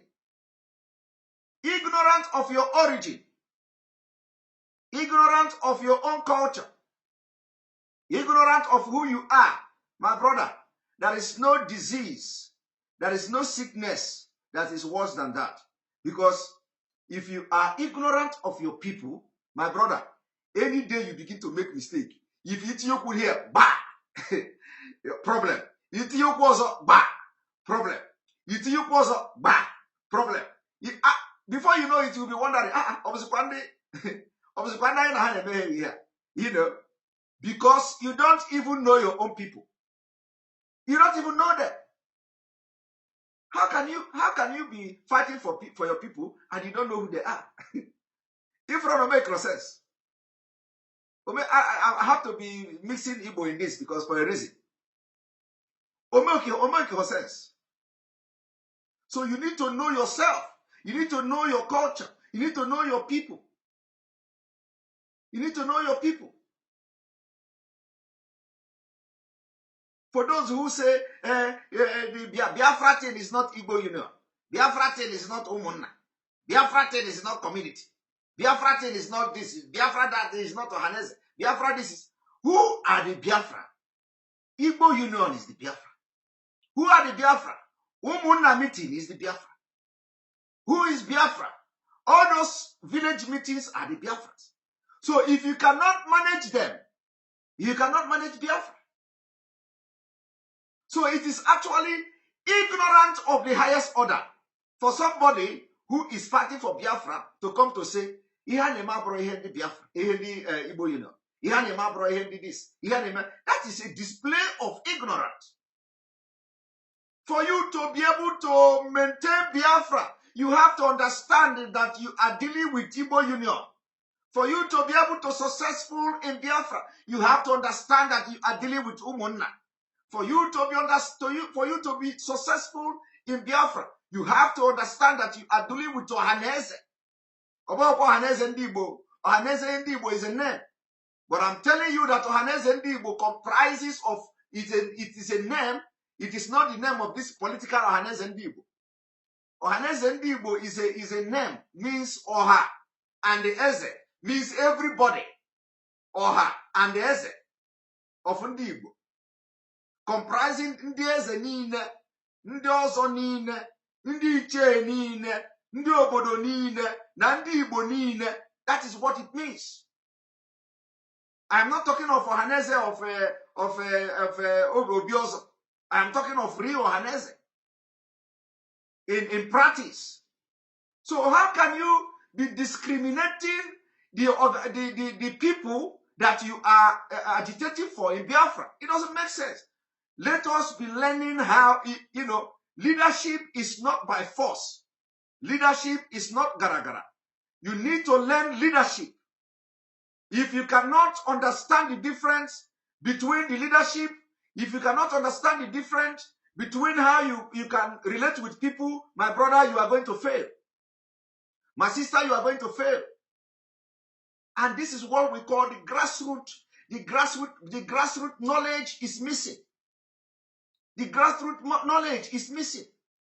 You need to be grounded for you to be able to lead anything in Igbo or anything Biafra. I am telling you the honest truth. You may take it to the bank. You may take this thing and advice I'm giving to the bank. But if you want to be successful in any leadership in Biafra, you must recognize the fact that you are dealing with Ohanese Ndibo, not Ohanese Ndibo for Obiozo. You must recognize the fact that you are dealing with the character of Igbo Union. You must understand that you are dealing with character of Umunna. Because these are the same people that you are leading in Biafra. Okay? You can never be successful. You can never ever be successful. And that is where the leadership is, that is what differentiates a good leader and a bad leader. If you come and say, this is not what we are doing, Biafra is not Anese, Biafra is not Igbo, Biafra is not this, Biafra is not Biafra. Who are you fighting Biafra for? If it is not all these people, who is the Biafra you are fighting for? Because the same people that are in the struggle for Biafra are the same member of the Igbo Union. So the character is the same. The same people you are fighting Biafra with are the same people that are in Umunna. Because they are also the Biafra people. So how can you come and differentiate who is Biafra and who is Umunna and who is not Umunna? This is advice. And that is where we make problems. So Ndi Igbo siri ike, Igbo people are difficult. So, and the difficult in a very good way. Sometimes. That's why what brings this topic I'm saying now is because of this man. As intelligent as he is in Nigerian military, he did not know Buhari, but Igbo people know Buhari. As intelligent as he is as a Nigerian military man, a Navy man, he didn't know Buhari, but Igbo people, including the Igbo in the village, they know Buhari. Including market women, they know Buhari. Including those even 18 years old in Igbo land, in Biafra land, they know Buhari. Lucia Dyke, Edike, Lucia Edike, thank you very much for your super chat. You see? So an average 18-year-old of Igbo already know Buhari. And let me tell you, I am telling you, even 50-year-old person from Igbo land now, go and touch him. Can you tell us about Buhari? The person will tell you the history of Buhari. I don't know how it is possible. But believe me, Buhari come the first time, we rejected him.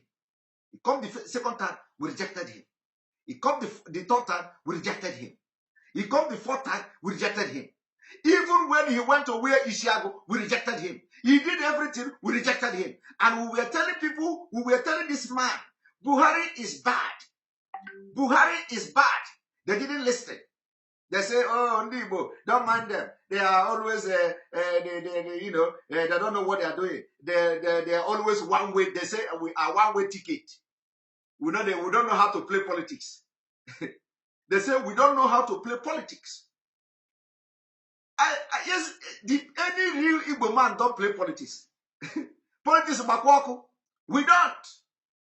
So all these people you see that are playing politics now, and enslaving the life of Ndi Igbo, they're not really Igbos. These people don't have Igbo blood in them. These are the people that when Ndi Igbo was Ndi Igbo, their father would disown them like they disown Ojo Zokalo. Are you aware that Ojo Zokalo's father disowned him? Completely disowned. Even with all the money he stole in Abia State, with all the money, the father disowned him. If you think I am lying, go and ask question in Abia State. That is the example of Ndi Igbo. Today, you see something going out different. So what I'm trying to say is that when we are, we don't, we can sacrifice our future standing on the truth. That is who Igbo people are. A lot of people say, oh, look at the way Ndi Igbo don't know how to play politics. John Ochie or Fore, thank you for your super chat. They will say Ndi Igbo don't know how to play politics. Look at now. Instead of them, they should have supported Buhari. Never. Never. We don't live by politics. Only every average Igbo man will rather die. It is only Igbo that have that attitude. They will rather die than succumb to nonsense. Only those that have questionable blood that do nonsense these days. So this man is not telling you, we are the one who convinced America. You see, we convinced America to accept Buhari. We convinced America because he's an intelligence officer. We convinced America that Buhari is the only person who can do this, who can do that. But our women in the village were shouting, we don't want Buhari, oh, the man is bad, oh, the man is terrorist, oh. Our village people now have sense and brain more than this man. Because everybody is living in the reality. Today he has come here to shout. Today he is shouting. Somebody who say Buhari is dead. We know we are addressing Buhari as a name. So don't say we are addressing Buhari as a name. We know that Buhari, they have not come to prove us otherwise, that Buhari is alive. And that was how Tinubu came in. We know what we did. But what he has done in the past 6 years is shocking. It's unprecedented. And it should not be allowed to be swept under the carpet because the damage to the psyche of this country is monumental. You see, he said that what Buhari have done, is shocking. It is not shocking to us. Never can it be shocking to any Igbo. It can never be shocking. Because we know. We saw tomorrow. We are the people that see tomorrow. Yeah, but we saw tomorrow. One moment.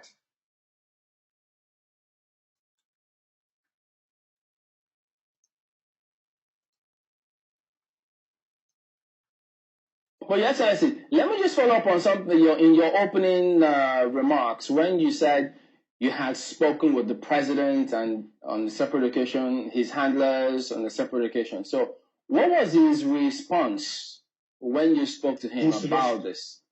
His response, Mr. President has a set mind. Let me tell you, I have spoken to him personally. And his outing publicly also confirms what he told me. Mr. President believes that for peace to reign in Nigeria, there must be open grazing. There must be provision for cattle routes. There must be provision for grazing areas. And according to him, Mr. President feels that those grazing areas that... Do you understand the point here? This man is a governor. He is telling you that Mr. President said that for peace to reign, there must be open grazing. So which means the people, the presidency are the ones supporting and arming the Fulani to kill you. Have you seen it? What else are you waiting for? Eh? What else are you waiting for? You are hearing a governor, a sitting governor say, President believe that the only thing that will restore peace in Nigeria is to allow open grazing. Is that not express support for terrorism? Is that not express support for banditry? Is that not express support for Fulani herdsmen? What else are you waiting for? What else are you waiting for? And you are going to be shocked by the time we begin to bring this, our analysis, and explain this whole thing to you. It's happening. One moment.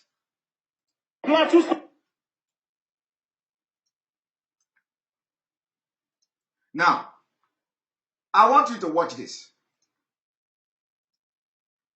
Story must be told, and we must tell our story. This is the Plateau story. The message has been delivered. The message has been delivered. The cups have been dropped in front of the government house. Look at them. And there are more. This is not all. Now, this is a little girl. This baby is very beyond 5 years old. Have you seen that? Plateau story must be told, and we must tell our story. This is the Plateau story. The message has been delivered. The message has been delivered. The cups have been dropped in front of the government house. Look at them. And there are more. This is not all. Now, this is a little girl. This baby is very beyond 5 years old. Have you seen that? Do you see your Nigeria?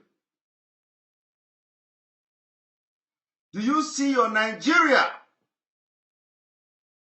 It didn't end here. Let me come.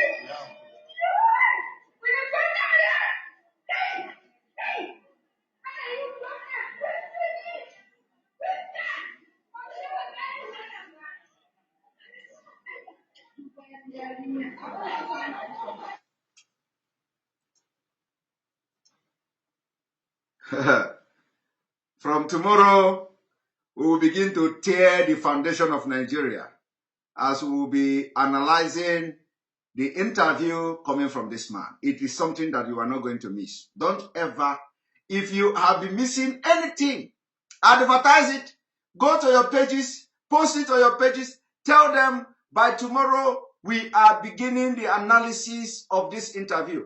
Today we have, at the moment, we have about 8,000 people watching. We have 3,800 on YouTube. We have 3,100 and something on Enter Biafra. We have 3,100 and something on Enter. So we have about 8,000 people watching at this moment, and then we have one person watching from Twitch. I don't know, this person is always watching from Twitch. So everybody must go and tell everybody that tomorrow is going to be the bombshell. We will begin to expose and analyze the interview this man granted on channel television. And we know whether we are going to have part 1, part 2, because I need to bring the deep sense of everything the man said. It is very important. This is going to be one of the best exposition we are going to do so far, because we are waiting for this time to come. We have waited for this particular time to come, and finally, we are here. Finally, we are here. I am telling you that we are here. I want you also to pay attention to what I'm about to show you. One moment.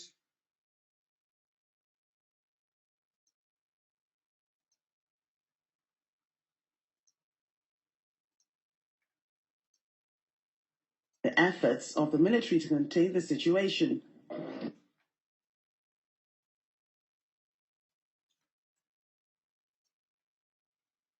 So it is our responsibility to destroy Nigeria and get our freedom.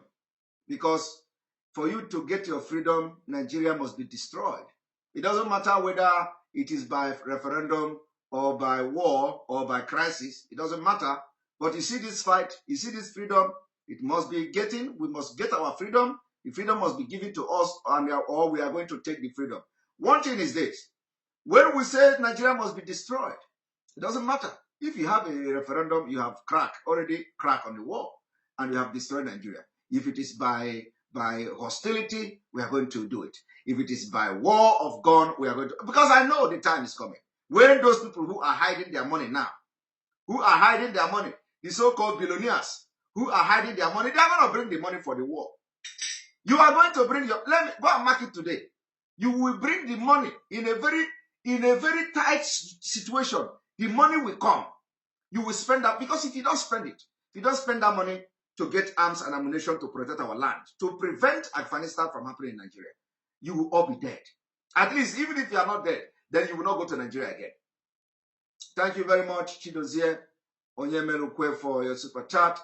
WikiLeaks exposed record Tinubu telling the U.S. ambassador that Buhari is a jihadist and would destroy Nigeria if elected in 2003. Same Tinubu backed Buhari in 2015. That is the Nigeria politician for you. They always lie. They always tell you story from one side of their mouth to another one. Abuchi Oi. Abuchi, thank you for your super chat. We appreciate you. MS Igbo cannot be slaves. Look up Igbo landing, Igbos who refused to submit the slavery in 1803 in the US. Yes, we know. They are the only people that rebelled against the slavery. They had to jump to the sea. We know that story. Of course, we have always researched on that story.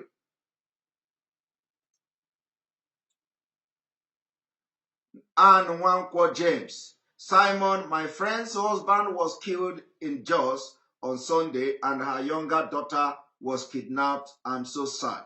We are sorry, and our condolences to you. We are sorry for that, but that is the price. A lot of people have been killed, and people will continue to be killed until Nigeria is disintegrated. Disintegration of Nigeria will solve the problem. Now, I want you to watch this. The sheer audacity of the bandits that launched the attack on the Nigerian Defense Academy is an indication that the line of not being worried has been breached. Not that other incidents of attacks in villages across the northern region is any less disturbing, but this incident hits a nerve of confidence in the efforts of the military to contain the situation. Nigerians are expecting us to bring about peace and security in concert with other security agencies. That's what we do. We can't live in fear, and we ensure that Nigerians, whatever bring fear to them before now, will be a thing of the past. This optimism. You can imagine somebody. This is so annoying. You can imagine somebody who they entered his own academy where they teach how to defend Nigeria, coming to tell you whatever you fear now is a thing of the past. They continue to penetrate and prove to you that they have taken over Nigeria. These people continue to come to give you a sweet talk. Can you imagine? They are not even ashamed. Is this Irabo not aware of somebody, this man who is a naval officer? Is he not aware of the man? Did he know the man? The man was in Nigerian military before him. Have he served in the capacity of that man? Did he know better than the man that I just showed you the video now? This is the problem. He's here giving you bogus hope. Stupid hope. You know, a very unreasonable hope. Somebody is coming to your own institution to attack, kill, and abduct 4 complete hefty men. Killed 1. And he's here assuring Nigerians. Hi. Oh, yeah, Melone here. What is wrong with you people? What is wrong with you people? And you know, and he's trying to, cause of course, he want to behave as if they're on top of the game.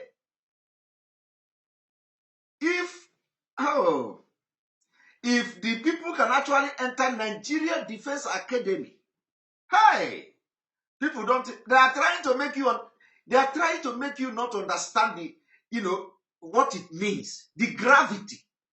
Hey, Nigeria Defense Academy, and this man is coming here. You don't have to fear. Hey, Nigeria Defense Academy is not barracks.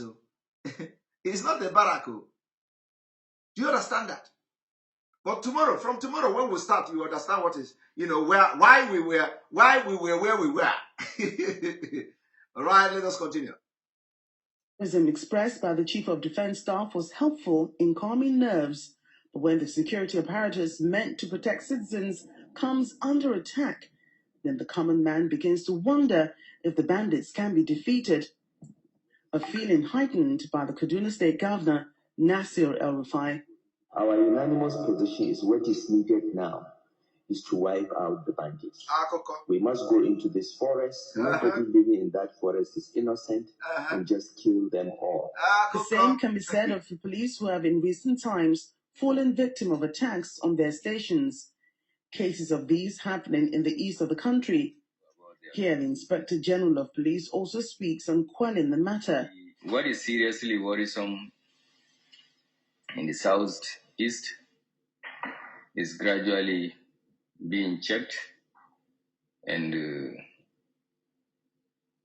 results is very positive as to the attacks and killings on security agents, assets belonging to federal government, particularly that of the military, the police, INEC, and so forth. Our ability to checkmate this lawlessness has improved, and we are getting closer to something positive. You see, that is the something they are doing themselves. They are the one attacking those places, and now they are telling you they are checkmating it. Why are they not checkmating entire Kaduna state? El-Rufai come to say everybody in the forest must be killed. It's a lie. Any day military go to that bush to bomb it, they have evacuated all of them. Any day you hear there is military bombardment, we are killing them. How many times have we heard it? We have been hearing bombardment. We have been hearing military strike in Kaduna. We have been hearing this. At the end of the day, they have now metamorphosed to the extent of entering Nigeria Defense Academy. Do you know where Nigeria Defense Academy is? It is in the suburb of Kaduna. Nigeria Defense Academy is in suburb of Kaduna. In what is the name of the place anyway? You know, you know. I used to go there. Is it in Katanga or whatever? Where they call it, in Katanga or whatever? You know, very in suburb of Kaduna there. And they can now enter that place. And the Nigeria Defense Academy is not like is was somewhere in the forest though. They carried operation, kidnapped people, came out, entered the road, and they left. And this Inspector General of Police focused in the east. Do you know why? Because the one that happened in NDA doesn't concern them. It is their men. They are men. They are Islamization men. They are Taliban men. So people in the south should wake up. I don't know how long we are going. I know that a lot of the military, a lot of officers have a lot of information and they know what we are saying is right. Just like this man. More people are going to come out. And the more you come out, the better. But one thing I want to tell you is that as you are coming out, make sure you are zeroing your mind, declare for Nigeria disintegration. That is the solution. Because if you want to shout for one Nigeria, believe me, you will just die for nothing. That you're coming out with your courage, it just will be a waste. The only way it will not be a waste is to make sure you join us. Join us. Join us. Either physically or spiritually or by in the secret. Join us. That is the only way. All right. Uchenna Abahiwe. Thank you for your super chat. Mazi Simon Ekpa, hear this. Mazi Namdekano's spirit has possessed you to do the needful in his absence. So do not delay his inspired attack. He say, Ada Ono. Thank you very much. Thank you very much. I hope so. I hope so because you know, I hope so, and I pray so. I pray so. I pray so. I pray so. I pray so. I pray so. I told our leader that whatever happened, I will not disappoint him. I will not disappoint him, and I will not disappoint him. Not today, not tomorrow, not next tomorrow, until Biafra come. I will not disappoint him. I will not. All right. Let us listen to the end.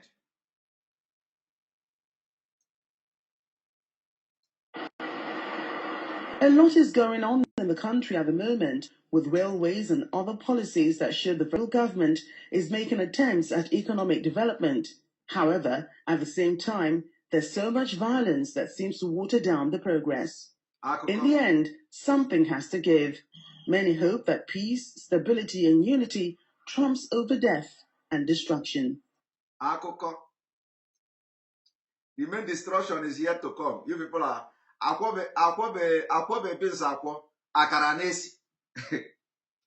have not started our own.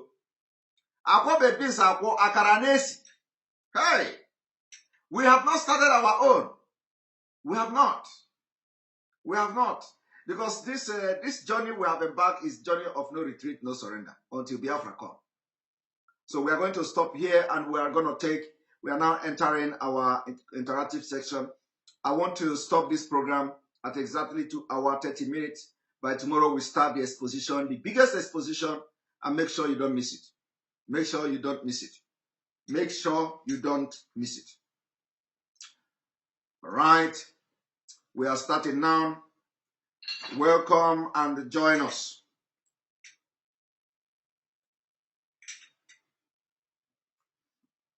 Welcome to the program.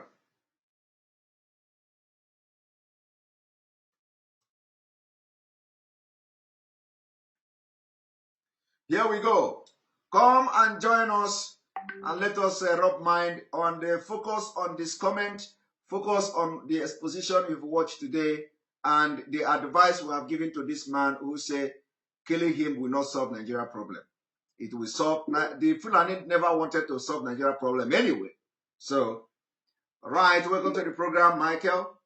Good evening from here. Sir. Good evening from here. Mazi, thank you so much. Na if you mere n'abalị gwa igbu ashigo aka oyibo. Ọzọ onye ọbụla kerezi oke nke ya tawa. Kewata. Exactly. Ndị be anyị ara agwụ ochi ntị n'afọ esula. Ara agwụ ọkwa na okpoko buru ọgwụ ntị chiri ya. Onye ọbụla fụ n'ife na-eme. Ugbu a, ị nwere £1 ka egorokwa egbe iji azụrụ onwe gị. Self-defense is not a crime. Gorokwa egbe iji azụrụ igeji azụ onwe gị. Ọ bụrụ mma goro ugbu a nakwa onye na onwe ya. Your government knows your politicians, they will run off with their jet. The Fulani will come for you because you are the target. If they have you, they have the whole country. We will not give the Western world that chance to come and start sympathizing for our own, for our own survival in our own country, in our own land. We will not do that. We will defend our borders immediately, even as if what I'm expecting now, as this information has been leaked out to the indigenous people, everybody should start defending their borders immediately. Do you know what it means for Nigeria Defense Academy? It's not Barack or Barako. Is it not ironic that you went to Central Bank of Nigeria and then you don't find money inside? That is the same issue in the Defense Academy where they train security. That place should have been the most secure place, even more than the Aso Rock. Exactly. And to my own greatest surprise, these people came and did their operation and there was no casualty from their own side. What are you waiting for? Is it not clear to you now that they have already sold you out? Now you have to redeem yourself. And how do you do that? Is to sell, even if it's your land or property, your clothes, your boxers, your pints, sell it. Purchase a weapon. Protect yourself. It is not a crime. Nature supports you. Anywhere in the world supports you. Even God himself will be so angry with you. He will send you to hell if you allow these people to kill you. I rest my peace. Thank you very much. Thank you very much. Thank you very much. Thank you very much. We are going to have a break. For those of you who are asking, we are going to have a break, and the ESN funding, you know, if you want to be part of ESN, if you want to be part of you know, funding ESN and all that, it is very, very important. I'm going to have a commercial, and then after that we continue. And if you have not liked the video, the broadcast, I urge you to go and click like. We need to see at least 2,500. We have 3,700 watching live and direct on YouTube alone. So we urge you now to go and click like so that we are going to the thing will be these brokers will be suggested to people who are using the YouTube. So please try to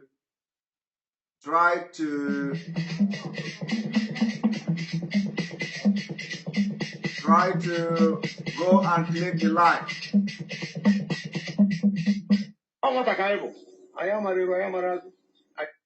One moment. I'm looking for this.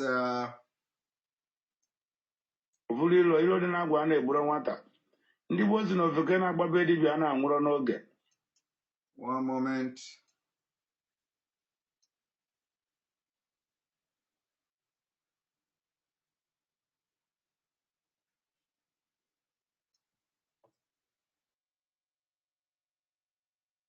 Please, as you are watching, we want you to go and click like. We want to see at least 2,500 so that it will also pop up on other people's feed. Share the video, very, very important, as I am looking for this particular ad for ESN. I don't know why I don't have this here. One moment. I have it here. Okay, yeah, here we go. One moment.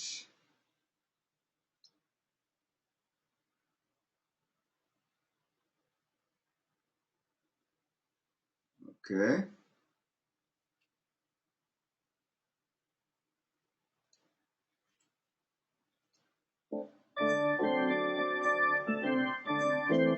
All right, we need some about 1,000 people. 1,000 people who will want to support the ESN at least every I don't know if it is 1,000, I don't know. But anyway, we want people who, if you know you want to be part of the funding of ESN, like $100 every month, you need it, because now we have to mean business. This is not a child play again. So if you want to be part of this people that will be sponsoring the ESN with $100 every month, the information is on the screen. Please take a screenshot of it. Yes, my fellow Biafrans and lovers of freedom. This is for ESN. ESN is the Eastern Security Network set up by our able leader, a leader like no other, Martin Nambekano, to protect our land and our people from being ravaged by the Fulani Janjaweed. Let's support ESN today. Let's join this Telegram group. First, download Telegram to join. You can be among those 1,000 men and women across the globe who want to support ESN. It's not just for IPOB members. It's for all Biafrans and lovers of freedom. It is a minimum donation of $100 every month. And we all are welcome to participate in this wonderful support for ESN, our great ESN, to ensure our safety, protection of our lives and land and properties. Also, there will be spreadsheet published every month to show the contributions. However, the spreadsheet will be published at the request of any donor. Therefore, rush now. Join Telegram today and be a partaker in this wonderful opportunity to save your motherland. All hail Biafra. This important message is brought to you by Mazichiwa Kwesi from Canada, Rabbi Charles from United Kingdom, Madam Josephine Erewa from USA, Madam Bridget Okafor from USA. Right. That is one. We're gonna also bring you now the next commercial. I'm gonna bring you the next commercial. And then remember that there's a protest coming up on the 31st of this month, being put in place by the World Igbo Congress. So everywhere you are all over the world, we are focusing on Kenya Embassy. Nnamdi Kanu, Nnamdi Kanu, Amadike. The last fight, the last fight, the last fight. All hands must be on deck in this last battle to restore Biafra, most especially in the forthcoming Biafra Worldwide Mega Fundraising. Zoom meeting ID 829979325595. Pace code 902938. You are invited to the Biafra Worldwide Mega Fundraising organized by the IPOB Biafra Women in USA and their gallant men supporters in support of the landmark Legon Marathon to stop the sale and delivery of the Super Tucano aircraft and other military equipment to the Nigerian terrorist government and the fight to free Mazen Namdekano and to restore Biafra. USA and the delivery of Tucano jet fighter. Free Mazen Namdekano now. Free Biafra now. Date September 11, 2021. Time 12 p.m. Eastern Time, 5 p.m. Biafra time. IPOB Women Inc. Account information. Account name IPOB Women Inc. Bank name Chase Bank. Routing number 0830000137. Account number 628087238. Swift code Chasos 33. Bank address 270 Park Avenue, New York. NY 10017. For quick pay with Zelle and Cash App, use account name IPOB Women Inc. Email address omoadab@yahoo.com. For more information, contact Mrs. Bridget Okafo, Women Leader IPOB USA. Number 215-715-7709. Father Augustine Odimegwa. 917-306-9786. Mazi Maxwell Dede. 9787-288-326. Brother Ben Wankwa +1 513-616-1412. Nada Rosemary Williams 619-381-8579. Lady Azoka Charles Wankwa 80-192-84-629. Mrs. Christina Duru 4439-83-7493. Beatrice Okezie 3475-177-934. Adanaya Onwu Diegu 71-3385-2240. Ndidiamaka Egomono 9048-594-687. As soon as this information reaches to you, make sure it gets to others. Makana Ikwepike Onrubone Abanaso. Come rain, come shine. Biafra is here and now. This information is reaching you from the table of the all state media worldwide under the leadership of the indigenous people of Biafra led by Mazen Namdekano.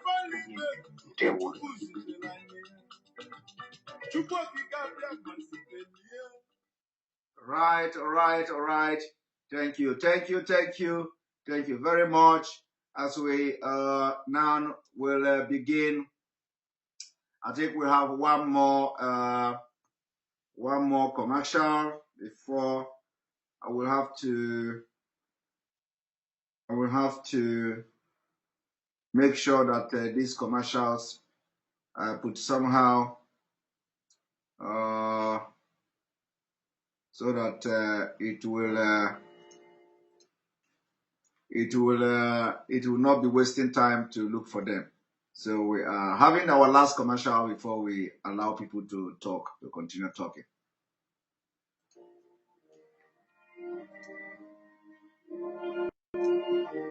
You estimate the chance of survival for these? Enough drug. But without enough food and enough drug, the chances are just bad.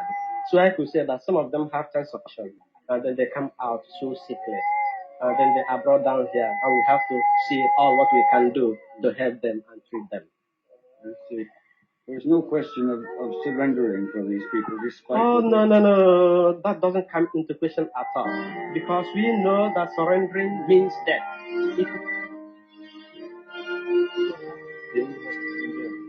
As far as I understand that there's some persons got killed in other hospitals. Yes, today in a clinic. Oh, we are not thinking about it. And whereas will you actually advise us to surrender? Will you actually advise us to surrender? I'm asking first. Right?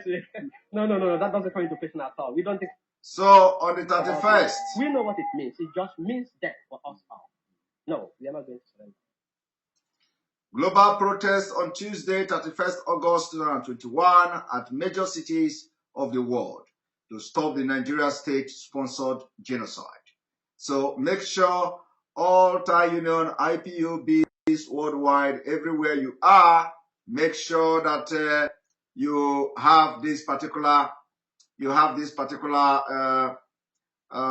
participate in this particular protest. Very, very, very important. Very, very, very important. Very important and very, very important. Make sure you participate in this particular protest. Now, I want to show you people something. When you go to Facebook, this is what the Facebook is doing, censoring this program. Somebody is streaming this program, this live broadcast. When you go to Facebook to watch it, Facebook cover it. Look, you see? Sensitive Facebook censor this program. That is what they do. That's why we say that they push us to begin innovation. So we are going to, even my page, our page, if you want to go to follow the page of Facebook for the very first time, they will first of all give you a serious warning that this page you want to follow now. Are you sure you want to follow this page? So, and so this is the point. And we thank God that we are now having our independent app, which is the live broadcasting app, where everybody will download the app and just once you download it, we are ready to go. You don't need to have all this problem of YouTube and Facebook and all that. That is the end of this story. So we are going to bring you Chijoke. Welcome to the program. If the room is full, you hold on, or somebody will go out and come in. Welcome to the program, Chijoke. Chijoke, good evening from here. Chijoke is not talking. Annie Kochuku, welcome to the program. I like that. I have new names today. Yeah, welcome to the program. Yeah, good evening, Mazi. Let me go straight to the point now. What I want to say is, can you imagine that Taliban gave America, that is on the 31st, ultimatum. They're not reducing, they're not prolonging it. Honestly. So in Igbo accent, America, just imagine America. Ultimatum. Imagine. Don't and this one is driving American team for a Taliban to command the whole world power. So that's why everybody should listen very careful for everything you are saying. Everybody have to take this serious now. It's no more. So, but I sent you the video of that one. I also sent you another video where you're no more talking about the Yorubas, the Oduduwas, their security. I sent you a video on WhatsApp where Fulani, small Fulani, small boys, butchering human beings, cutting their head. You will see head everywhere in the bush. Honestly. Although if you show the video banned you from YouTube, like once they are going to block everything, but we are going to be showing those kind of things in our app. So that's it. So the conclusion, finally, Mazi, honestly, that the issue, I don't want to, please, we are moving forward now. We are moving forward now. Let us continue and focus on what we are doing here. Okay? Because of contribution, you can't give money when that money has not been released. So the DOA should come and tell us, you understand? This is our money. So they should clear this thing. They should clear it so that people will have mind to give money. 100 euros is nothing. But how can we trust that? Why can we trust our money in of somebody? So we should have a clear. Listen. I think yes, you are right.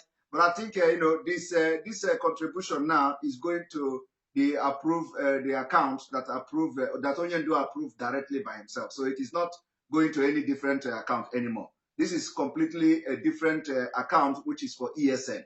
So any money you are contributing now is going directly to account that there is no compromise, there is no suspicions of anything whatsoever. That is the clarification I have to make. And at the same time, you are right. You are correct. For you to request, it is your right to request for something that you are contributing for. But this particular one we are doing now, this particular one I am telling you now, the account where the money is going is completely ESN account, and it has no connection with anybody whatsoever. This is a different account where Onyendu have approved, and this is ESN account. So anything you pay to this account is completely safe, and it is going directly to ESN. Okay, thank you very much. Thank you for clearing this. Okay, so let me give room for another person. Thank you very much. Now, continue what you are doing. God bless you. Thank you. All right, Constantine Onyema, thank you very much. Simon, is it a good idea to ask 1 million Biafrans to donate $100 each first before the monthly donation can start? Yes, this is also a good idea. So, I think this is a very good idea. 1 million people. So, which means everybody must be part of pushing it. So, I am going to. I think what will happen is that we'll begin to share the information, the accounting information. I think we have shared it before. For those who want to, there is a group. There is a group created for those who want to be part of this group, for this 1,000 group. But for this 1 million Biafrans, yes, we can do it. Everything is open because now we need the money more than anything. We need the money more than anything. Everybody can see what is happening. You can hear that just they imported 4 containers. 4 containers of ENM. So, and you can also hear that they have sent people to train people, and that is why the Fulanis are on rampage, because they know what is coming to them. Everybody is prepared, so we cannot be left alone. They cannot allow Namazi Nnamdi Kanu to be running around everywhere, IPOB to be running around everywhere. The people that has money in Biafra land, both in Biafra and abroad, everybody must be part of this. Otherwise, it will be very difficult. It will be very difficult. So now we need to, if your eye have not opened before, let it open now. $100 is nothing. But Abakoma Mirono Omegine Obafufu. When we come together for this, it will, this freedom will come like this, like you will not feel the pain. You will not feel the pain. You can imagine, if we have 1 million Biafrans, to come and bring $100, we will do wonders, and you will not feel the pain. Believe me, it is not what you used to buy, go to shop to buy drink, So, but when we do it, you will never feel the pain. You will never feel the pain. And you know how we are going to succeed in it. We are going to succeed. You are going to be part of it. Everybody must make sure you talk to 5 people on your own. Talk to people that are close to you. Talk to people, not only Biafrans, talk to friends, there are, in the Western world, there are people who want to be affecting life. So the contribution for the freedom of Biafra will be the biggest investment and the biggest help you can do. So talk to your friends, talk to people, tell them that this is what is going on. We want people to commit just $100. We want people to commit $100. We want people to commit $100.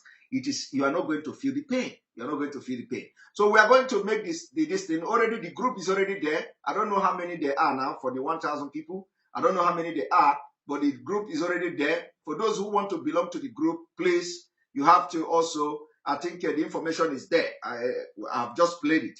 I've just played it. What you do is to copy, is to take screenshot. Take screenshot of this. Take screenshot of this part. Levison, thank you for your super chat, for your supporting this page. So take a screenshot of this particular thing. All the information you need is in this place. So if you are watching, just take a screenshot. Once you take a screenshot, you zoom it, you are going to see the information, how to join, and you will be added to the group, and then you become part of the people that will be doing everything possible to the liberation of Biafra. I cannot zoom it. Take a screenshot and you zoom it. It is not difficult. If you take a screenshot, as the thing is in the screen now, if you take a screenshot, save the image. Once you finish this broadcast, you go back to the image, take the image and zoom the image. You are going to get every information you need. This is how to join. All right.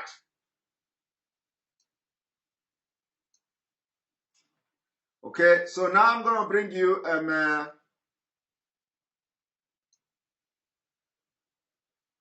Onye Uche, welcome to the program. Wait.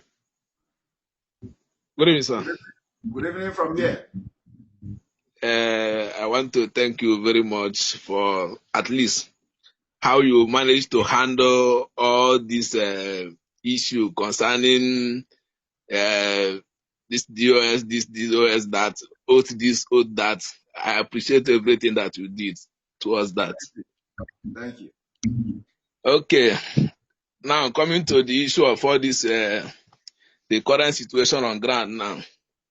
Everybody have seen what is happening, and it's high time all of us put on our armor to defend our fatherland. So, from the look of things now, there's nothing to wait for again. Every part of Nigeria now is beginning to come to their senses to know that the music is no longer small music. This one is a very big music. So, we thank you so much for your efforts, especially the way you do your own things. We appreciate a lot, and we want to tell you that do not listen to anything. We are solidly behind you. Just as we have always said, ndị Igbo abụrụ ndị a na enweghị ike na-agwa ndị Igbo bịa mee nka bịa mee, ndị Igbo ha na-afụ onye ha na-eso. Abụrụ ya adakọrọ anya story. Ịbịa sị anyị ịnọ n'isi onwe gị. So ịnọrọ n'isi nọ anyị fụgo ọfụma n'ihe ị na-eme n'ọdụ anyị mma anyị esowe gị. Ndị Igbo adakọ ndị Igbo agụ. So we appreciate everything. Thank you. Thank you very much.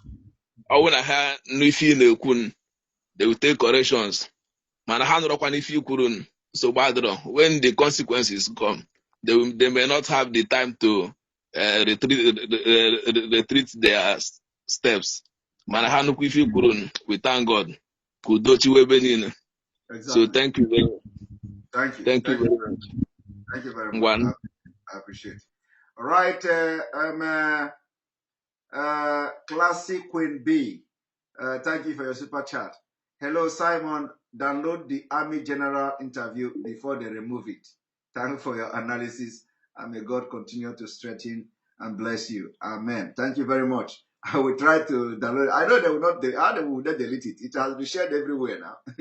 But we just hope. I believe they will not delete it. But I will do as you say. I will do as you say. Thank you very much. All right, we're going to bring you now again, OBA China. Welcome to the program.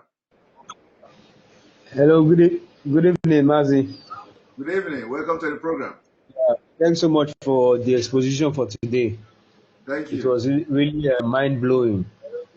And it's calling for one to do more towards the struggle.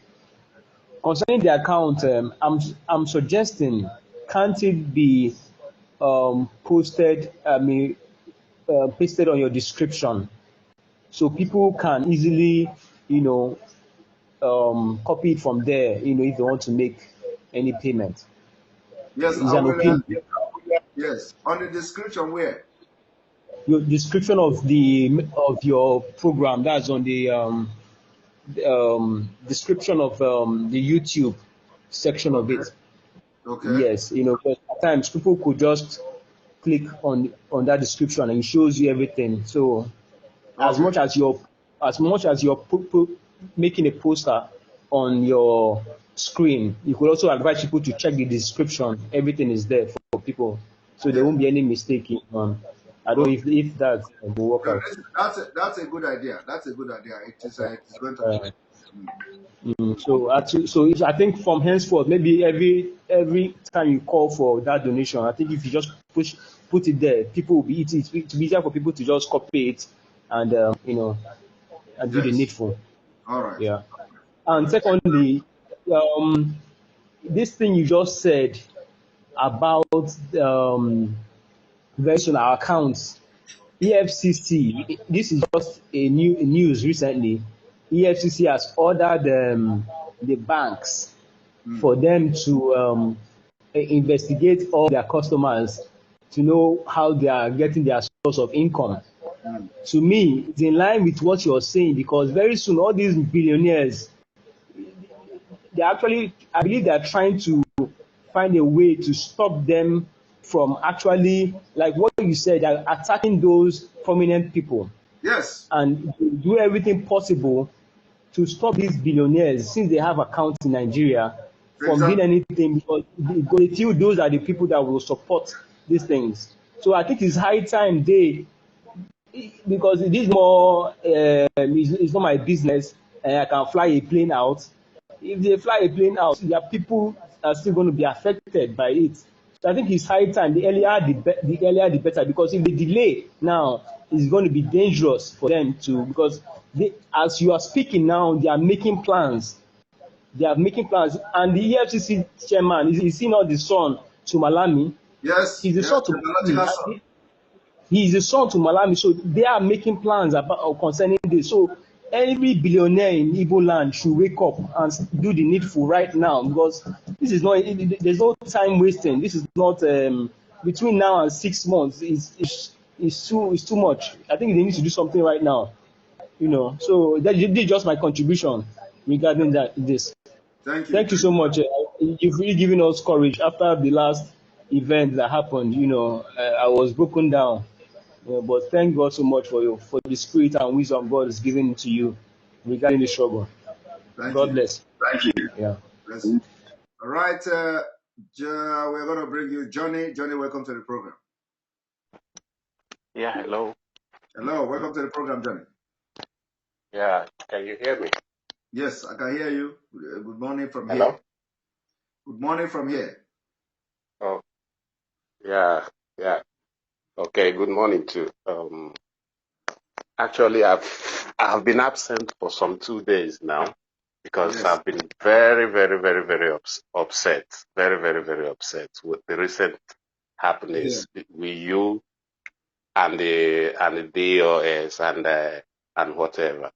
Actually, so many people that are not actually inside or that doesn't know what's actually happening may not know that there are some people the Nigerian governments are using inside this program, as we are all here now, to create disparities, to create problems. They have failed. They bring out issues for us to start like quarreling with each other. There are so many things that's going on that somebody that is not even inside, that doesn't like check the news or make calls in so many places, we just believe.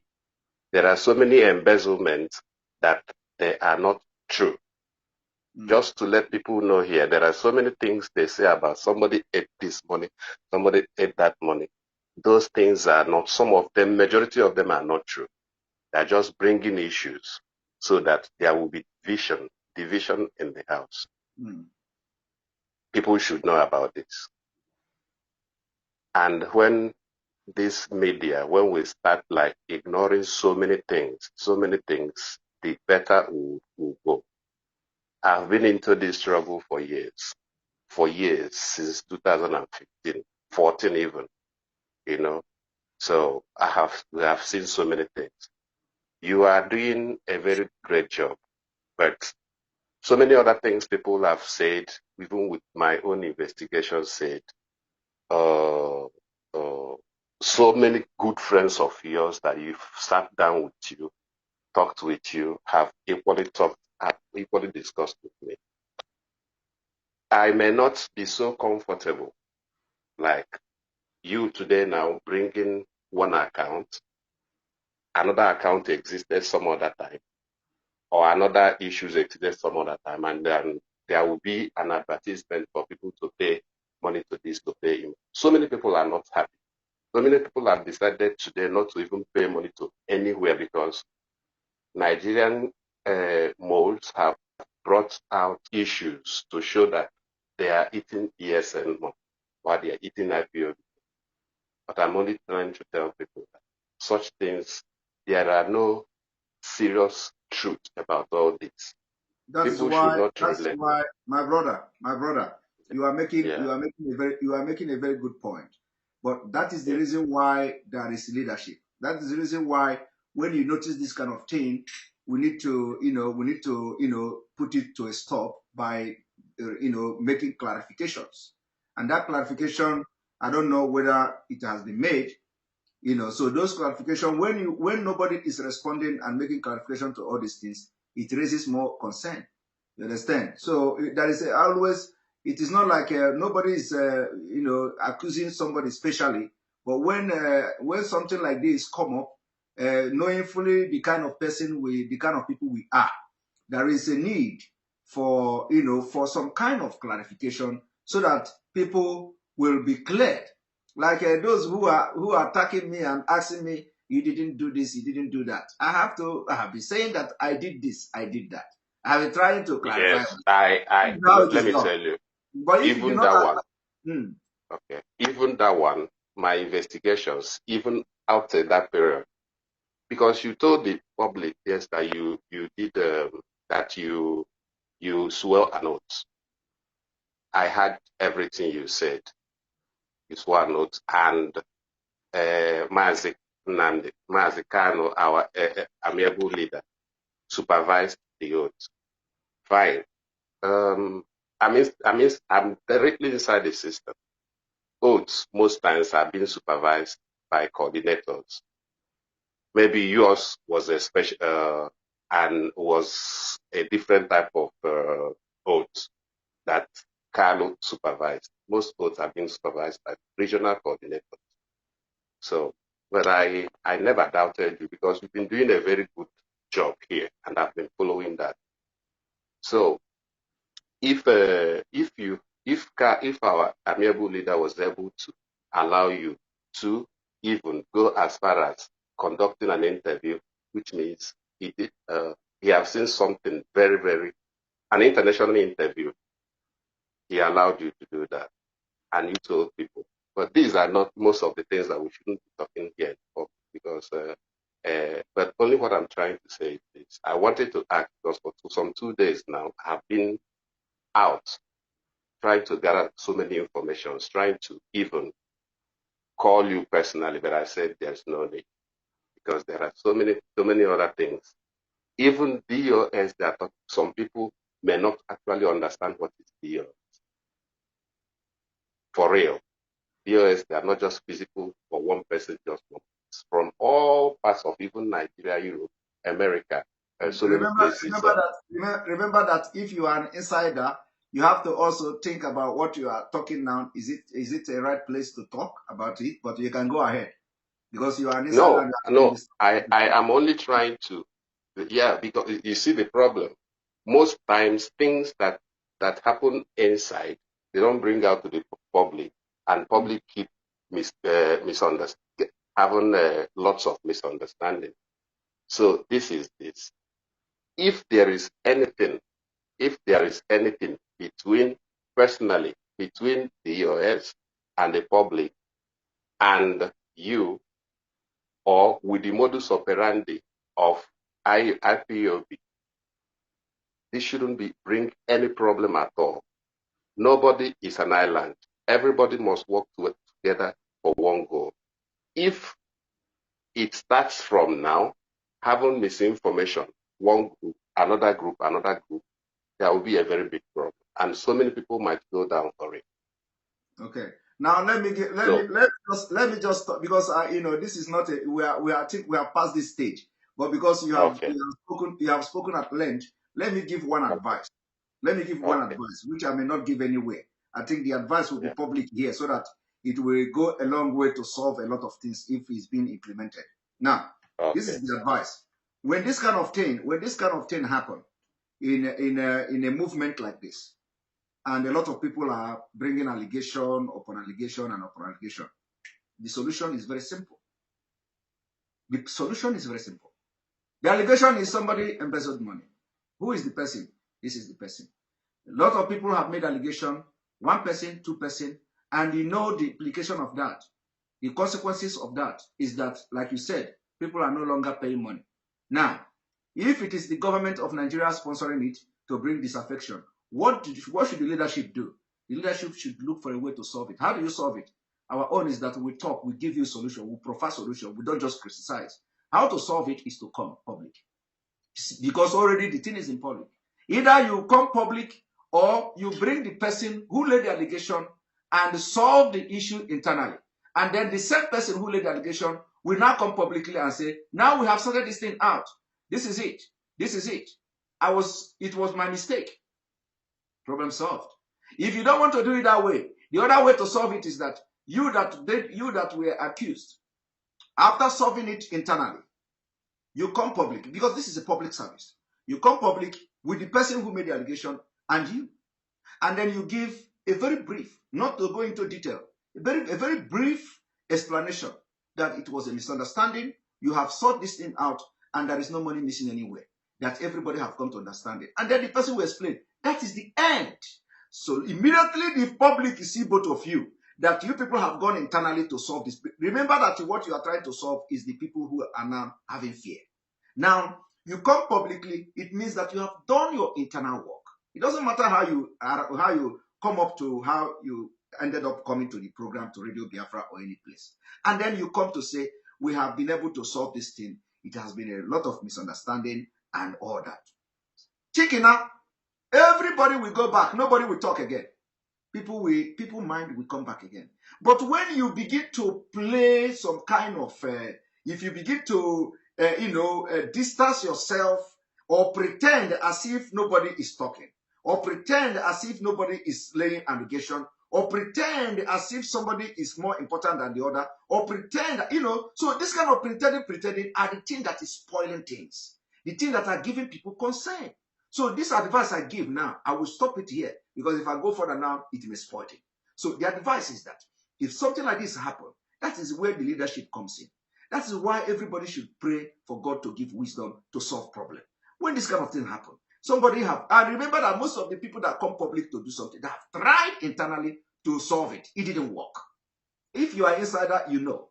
So some people have tried internally to see how to solve this thing. Nobody was responding to them. Nobody was doing anything. So they don't have any option. Some of them, it may be wrong what they did. It may be right. It may be right. But for somebody to come outside, you don't know what that person have done internally to make his voice or her voice heard, and nobody listening to them. So when that person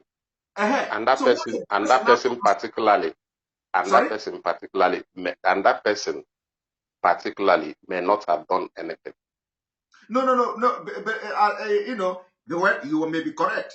The person also, okay. But if you want to, investigate and stand on the truth, you should be able to investigate whether the person actually did or the person did not. You understand? Most sincerely, I have investigated some issues where some people said they ate money somewhere, and 70% of that are not true. We are not here to judge anything. I'm giving advice based on what you said here. So it is left for you now. If you are insider, it's left for you now to go and make your investigation again. Not where some people, I want you to be a general thing, not some people said and some people didn't say. So what you have to do is that if people laid allegation publicly, first of all, find out, did the person actually did something internally? If yes, why didn't the people respond to the person? And if no, then you know that the person have ulterior motive for coming public to do something without trying to solve it internally. Then you find fault in that person. Yeah. Even if somebody did something like that. And we have several times had almost exactly the same problem even before our amiable leader had problems. Please, I will not allow you to discuss previous problem. We are looking for solution. No, I said what. I don't join. See, we want a solution. The no, solution see is where I'm going. See where I'm going. See where I'm going. Where I'm going is this: that our people should be confident. Should be confident in anything that even you there and any other person is doing. If we start like having double mind, it won't be easy. So many people have started having double mind over a lot of issues. My brother, we are saying the same thing. How do you now gain their trust? That is what I'm giving you the solution. How do you gain the trust of people that already have double mind? I don't want to be flogging issues. I am always a solution based. How do you solve the problem of those who already have double mind? That is what my concern. I'm not interested in how the people are having, but how do we move forward? How do we solve it? I have just given you example how to solve it. Because you already said that people are having double mind. Yes, we agree. You already said people don't pay. Yes, we agree. So how do we solve it? I have just given you a solution. No problem. Because but it is very easy. Yeah, but one thing I'm trying to say here again is that this kind of issue will always be coming up. It will always be coming up. I am only trying to tell people to make sure. Listen, we cannot be living in anticipatory. We cannot be living anticipatory life. If you are somebody who lives in anticipation, you are going to be making mistake, because the thing you are anticipating that it is happen may not happen at the end of the day. So I am somebody that lives in reality. I don't live in anticipatory life. Anticipatory life, you are going to fail. Because if you live that something is going to happen tomorrow and the thing didn't happen, you fail already. You refuse to, you may end up doing something that you are supposed to do, but as a result of anticipating that something will happen, you didn't do that thing, you have failed. So I live in reality. The reality is this: solve the problem you have now and wait for another problem to come. You solve it. That is the way to go. Thank you very much, Johnny. Don't worry, I'll call you privately. All right. Mr. Nick, welcome to the program. Yeah, Simon. Welcome to the program. Yeah, Simon, good evening. Oh, good morning, friend. Good evening from here. Yeah. Thank you for everything. And like people have called to say, sorry for the day you were bittered. Are you there? Yes, I'm here. I'm hearing you. Go ahead. Okay. Sorry, the day you wept, all of us wept. So thank you. Thank God you're back to Simon we used to know. I just want to be very, very snappy. Yeah, let people not take you back to where a matter you have treated a long time ago. Now is a very crucial period. We are talking about our people, and based on the documentary that is coming out, the way the country Nigeria is falling apart and the peace every minute. Let us concentrate on the ESN fundraising. Most of our people, these ESN people, are in the forest, defending the little that they can. So all this biased mind that people may be calling to have, they should suspend it for now. Everybody should suspend this discussion of doubting, investigation. What we are talking now, you have released an account number. 1,000 people are needed to pay $100 or €100, depending on where you are, for as long as it takes to be able to continue to guide our people, our sisters, our brothers, our aged mothers back home. That is what we'll be discussing. And then the channel which somebody said about people paying 1 million. Remember that Mazi once wanted us to be paying as a Biafran wherever you are. Just people in America to be precise. Sometimes he said $1 every month, $1 every month. And that would be a very big money. $1 every month for 1 million people is $1 million. Not even to talk about $100. So people should come out now, begin to talk on how to raise and support our people who are ready to die and who have been dying for us. Bikonu, happen ihe onye asiro. Allow Simon. Simon has moved forward. I am pleading with everybody. If you're calling Simon today, this morning, please don't discuss about the Rikwego, a trust, all those rubbish. Exactly. He has shared a number, and the number has been equally been shared in Radio Biafra, shared by the DOS. Why are you taking Simon back again? Nobody should discuss about DOS here. If you want to discuss about DOS, go and call Radio Biafra and discuss about DOS. Stop putting Simon in a very tight corner. We have crossed that very stage. Finally, before I go, I want to remember to everybody listening all over the world that Nnamdi Kanu laid a curse on Nigeria. And that curse is coming to conclusion. That curse was that now people will be seeking for Somalian visa. And the way Nigeria is now, people, even a Somalian visa is a golden visa in their hand. Therefore, I am begging our people, Bikonu, we should all rise, because Mazi is on break. He's only on holidays, because if they didn't keep him there, that man will not rest. So he's on holidays. But that very foundation that he has laid must continue. And then I want to use your medium, Biko, Mazi Simon, whichever way that you can. Nigeria can be brought down and destroyed without a gunshot. The Fulanis are just wasting time. The solution to bring Nigeria down without a gunshot, nobody would die. So, and it be publicized. Well, one, there is no campaign in Biafran land. And then we're not talking about election. There is no campaign in Biafran land. Only Obuna wana put an Euro Biafran land in a campaign. Oyara Rubia that day. You can't get home that very day. Because without campaign, you cannot go and make an election. So we are talking about no campaign in Biafran land. One, if you try to go and support anybody to stand, you are doing campaign. Whatever happens to you, you are the person who brought it to yourself. That one is one. Then two is that to shut Nigeria down without a gunshot, without blood, means that now our Oduduwa brothers, their 1 million march that they're about to do in New York or in America, as soon as it comes, they should be able to shut down the Yoruba land, starting from Lagos. As soon as they follow the same routine, be able to achieve what the Biafrans have achieved in Southeast, shut down Yoruba land, Nigeria will be on his knees. And another big thing about these Nigerian people killing our people, trying to Islamize us. You cannot Islamize Biafrans. You can do it to every other tribe. You cannot do it. They should have in mind that pipelines it started from Port Harcourt the way they think.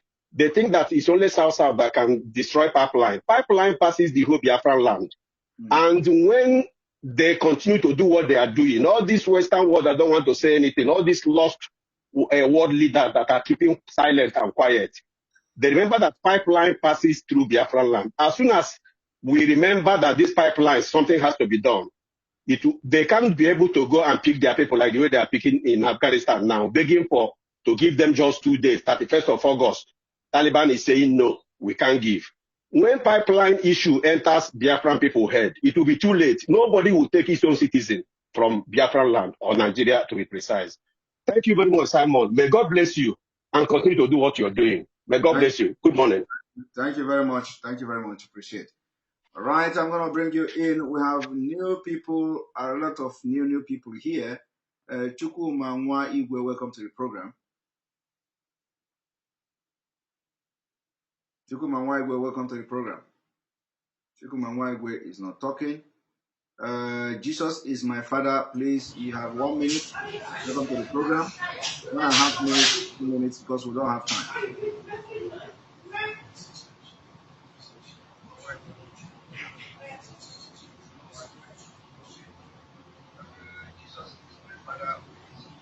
Are you there? He's not talking. Thank you very much, TLK Row, for your super chat. Mercy, you've made our leaders short absent a little less hard on us, even despite the false allegation against you. Still, you move with a lesser vision. Thank you very much for your super chat and your support. Appreciate you. All right, Michael, welcome to the program. Yeah, good evening, Mazi. Good morning from here. Yeah, good evening. It's just about 6:30 here in America. So Okay. what I want to say is that firstly, I'm just going to say um I'm going to give you a kudos to your good job you are doing. Firstly, and the last time you wept. I won't say you wept because any cry that came out from your face that day, a strong person has to cry. And when you cry, by the time you come out, nobody will be able to stand whatever comes out of your mouth. So I will never say you wept because somebody said you wept. The last call I said you wept. I don't believe you wept. A strong person that is facing this kind of struggle will always shed tears. But to me, it's not that you wept. So I will just want to contribute. Firstly, I saw something on Facebook today. This man called Uwazurike. You know, that man now is saying something like, I don't know, maybe he's just trying to cajole people or he's trying to come out real. He's now reversing. He said now it's like he's supporting IPOB, but he's still trying to say one thing which I don't really I don't really buy. Because when he said he started this struggle of IPOB, I never knew him. I only knew Nnamdi Kanu. Nnamdi Kanu was one that opened my eyes and let me see a lot of things that is happening in Nigeria, even though I was outside of the country, you know. But now he's trying to come out and I'm happy that he's coming around, he's turning around, he's turning his mouth back again to face or to say to side the people he has been turning his mouth back towards before. But now I'm happy for what he's saying. So one thing I want to say again is that so far the what's it called? The terrorists, I won't call them bandits, they are terrorists. The Nigerian terrorists, they could go down to the Nigerian Defenseless Academy. They are defenseless as far as I'm concerned. I'm just thinking, couldn't it be like they have a plan, like since they could go to the Defenseless Academy to bust those people down, can't they say they want to take an opportunity again to go to where the DSS is, where the Mazi Nnamdi Kanu is arrested, and say one way or the other, maybe I'm just trying to put this thing in context. Like we're just trying to think about it. It might happen, and they say, oh, you went to the DSS too, and something happened. So I want us to always let's put more pressure. Let's put more pressure. Nothing must happen to Mazi Nnamdi Kanu. Nothing must happen to him.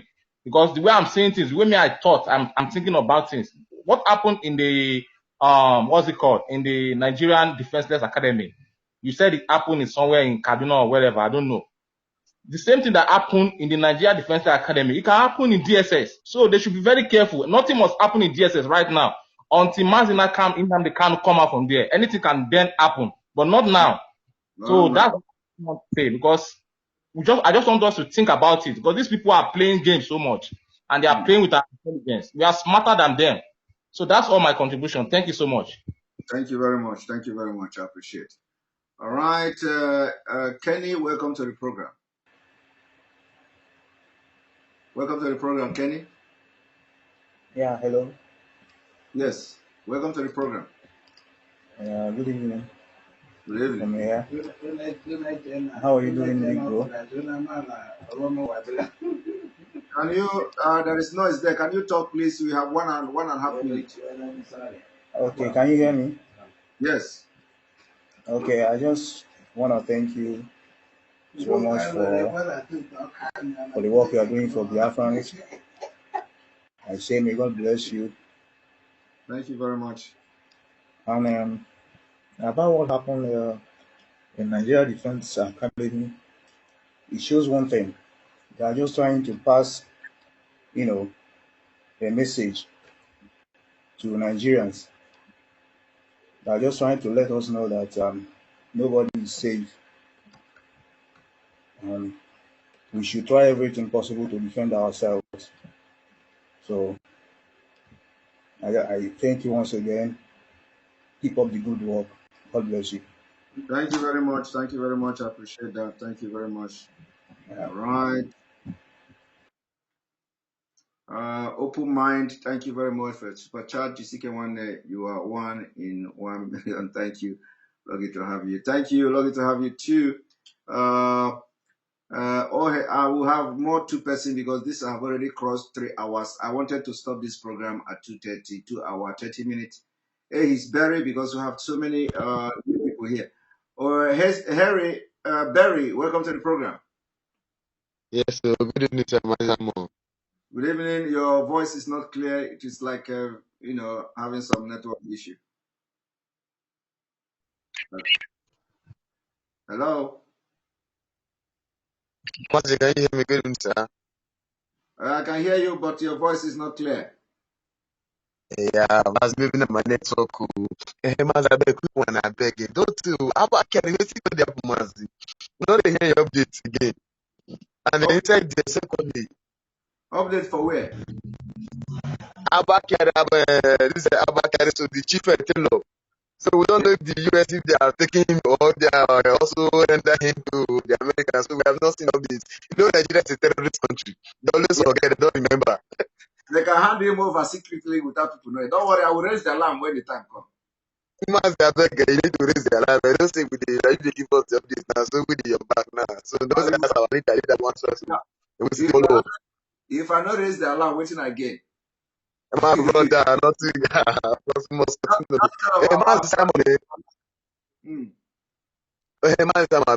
Wait, I wanted everybody when they listen to this program. Sometimes, bros, don't tire. I ask myself, does it mean that our people, upon all this exposition, what do we see they wait for?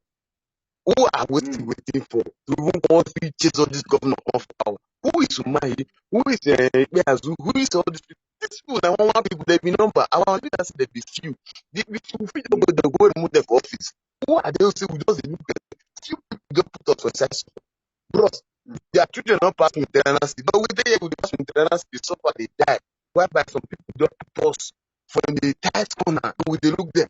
What I want to say, I'm not the speak Igbo because I confirm Mr. Person from Urumi. What we are saying is that no more election because we have not been anything since we are born. Not Nigeria, not even two months. No more election. We don't want Nigeria anymore. Let them carry the Nigeria and go. Then we Biafrans will take our Biafrans and also go. So, Mazi, thank you very much. And God bless you. Thank you very much. Thank you very much.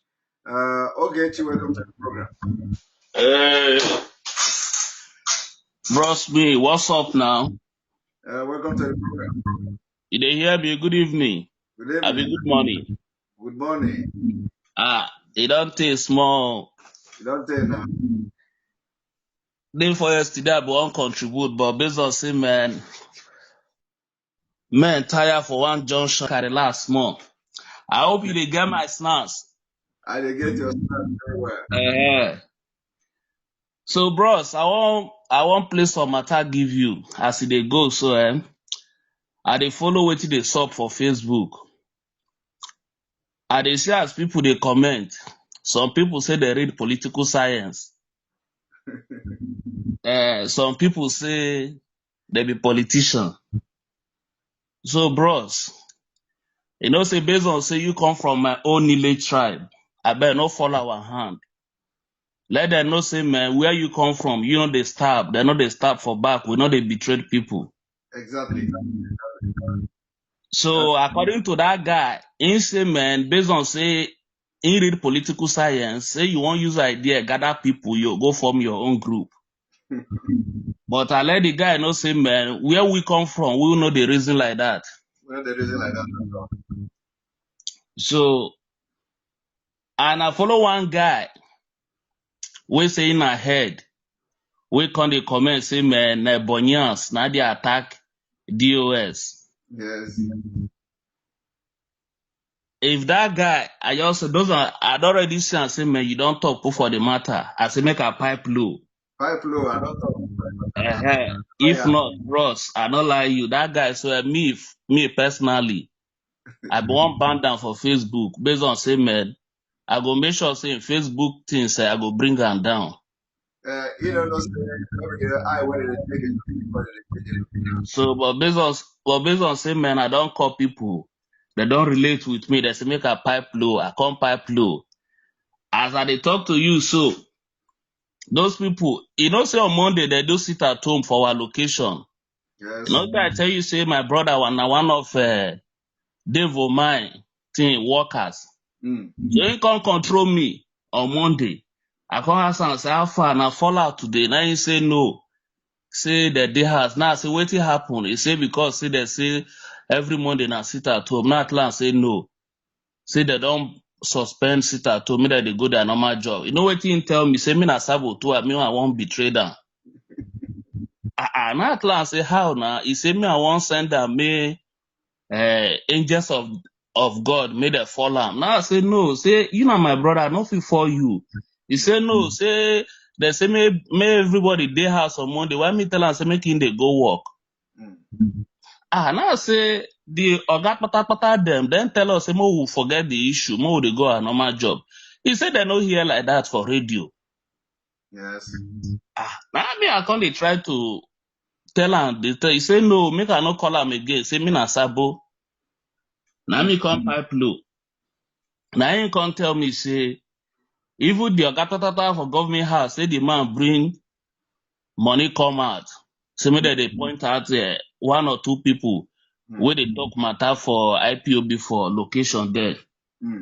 Now land say no, make him no collect. Say me in pipe low.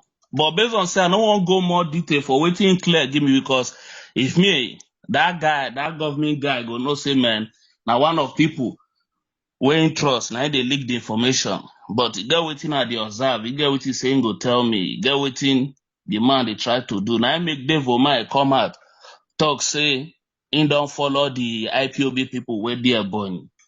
Now based on that guy wey come out come dey talk say Ebonyi people now they attack the oga after them for IPOB. That guy dey work with Dave Omai. Now Dave Omai dey use.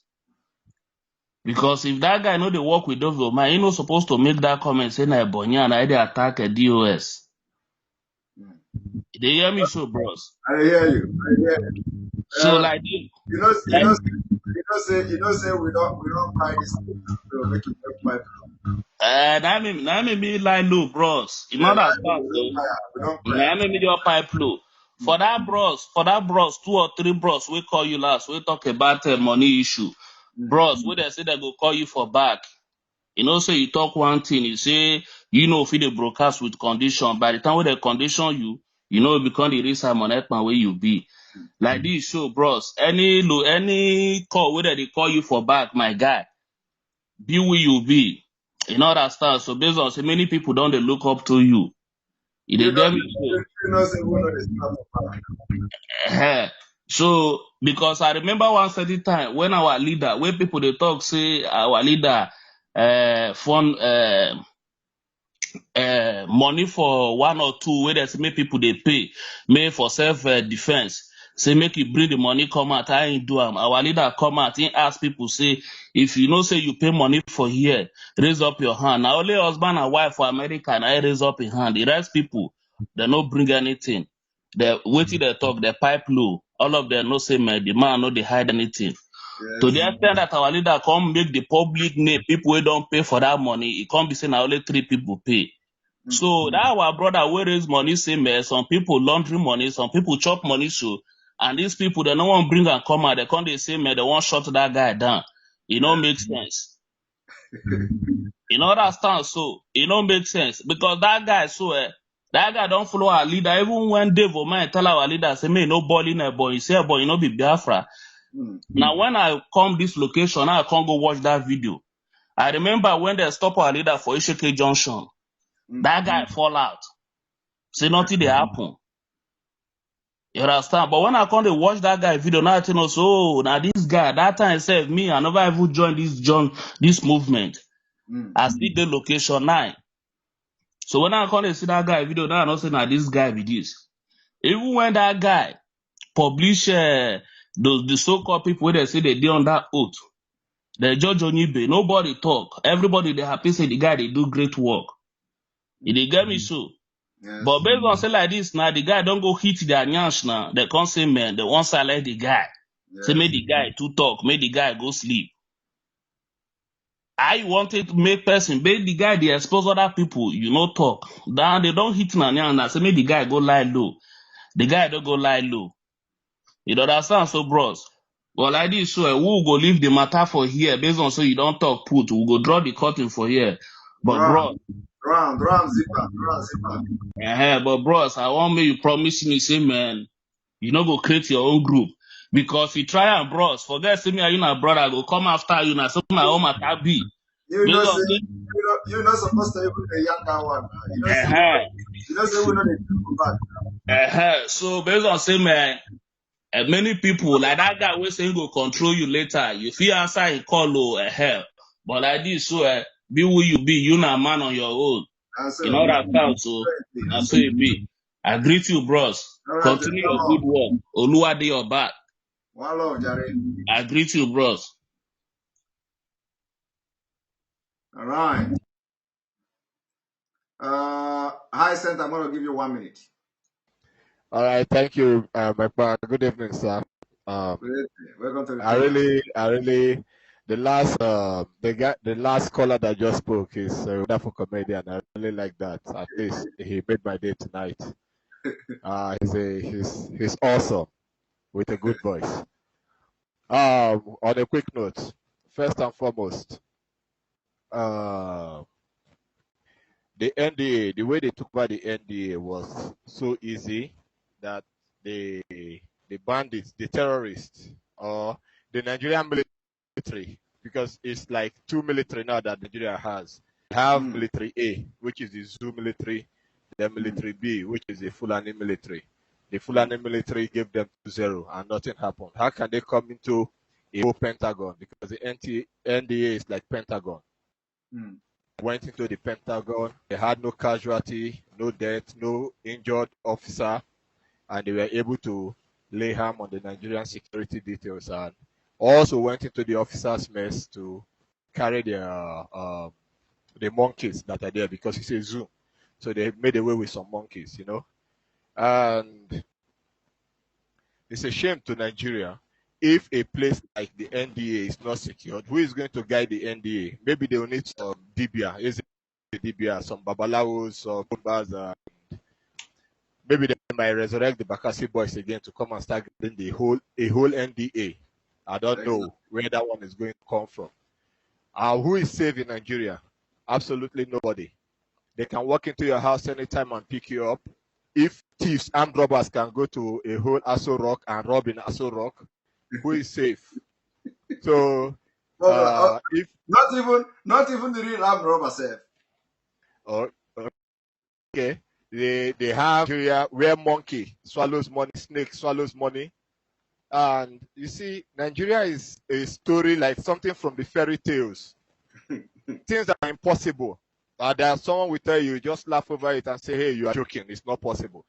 All those things is made possible in Nigeria. And I believe that maybe Houdini, the great magician, came from Nigeria. Maybe. That being said, my major focus is on the Eastern governors. And it will be a duty for me to always talk about the Eastern governors and the Eastern clergymen.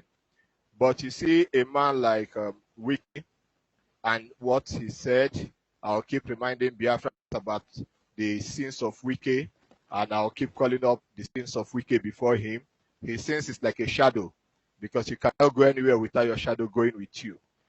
Biafra should not listen to Wiki. They should make it a duty and honor to track down Wiki and bring him down for the Fulani jihad, Fulani jihad. So now we are declaring Biafran jihad on Wiki. So we will hunt him, we will take him down for free, no price tag on him, because he's a worthless man. You know, some people, they say we place $100 million bounty, we place $1 million bounty on you, but Wiki's own is just for free. We need to really look for that man. Now he remembers that he's an Igbo man. The same Igbo people that he hated so much, same Obigo that he said you cannot change the name from Obigo to from Oyibo to Obigo. That same man that came from close to Oba Obìnrin Palace suddenly becomes an Igbo man today because of election is closed. Yes. The Biafran women that he took from Obigo and circulated them around the whole northern barracks and they've raped them repeatedly. Wike will pay for it. I know his mother is from, according to him, from Imo State, from the side of Mrs. Tambowal. So his mother is a prostitute. Wike's mother is a prostitute, just as Abba Kyari's mother is a prostitute, because Mrs. Tambowal is also a male prostitute. So let no man forget about Wike. He called the people of Port Harcourt, Iguacha, vultures, that he will kill them. Let them remember him. From now on henceforth, let them keep tracking Wike. It's not only our leader that will talk about Wike. Now, we are talking about Wike, and Wike must be hunted down for free. Thank you. Thank And you very what much. else?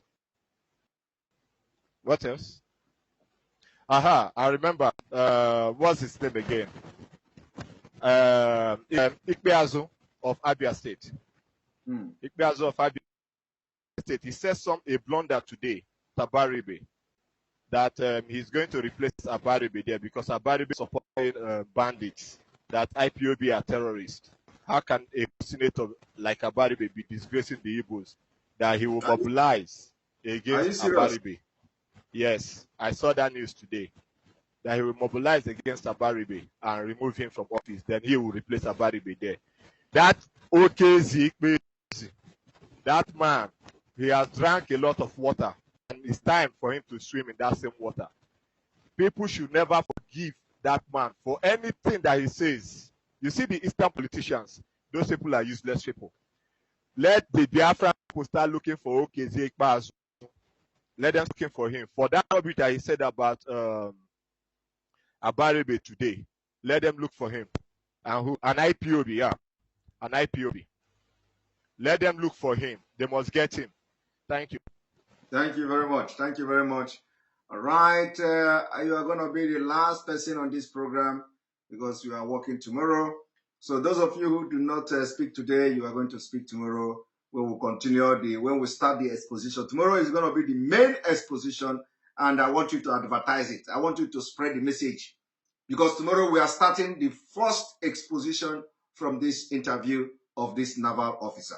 It's going to be an eye-opening. You are going to know a lot of things. Thank you for joining this program. Thank you for watching. For almost 3.5 hours, we have been here talking and making expositions to make sure we bring the Nigeria system and break everything that is standing in Nigeria.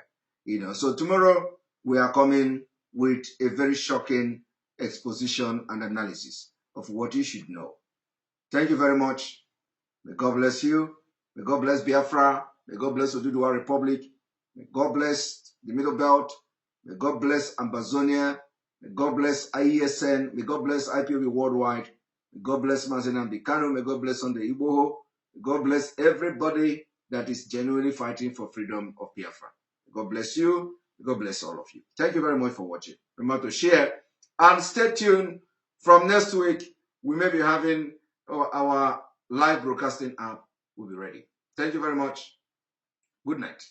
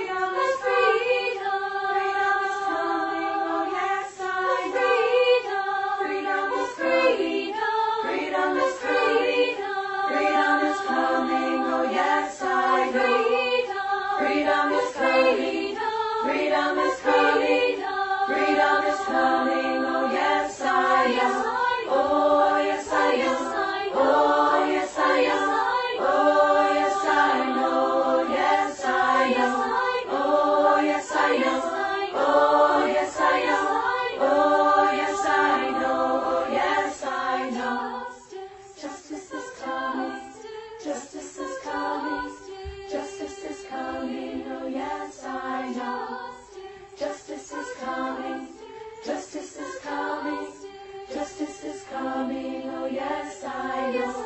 Oh, yes I know. Oh, yes I know. Oh, yes I know. Yes I know. Oh, yes I know. Oh, yes I know. Oh, yes I know. Yes I know. Freedom is coming. Freedom is coming. Freedom is coming. Oh, yes I know. Freedom is coming. Freedom is coming. Freedom is coming. Oh, yes I know. Oh, yes I know. Oh, yes I know. Oh, yes I know. Oh, yes I know. Oh, yes I know. Oh, yes I know. Oh, yes I know. Yes I know.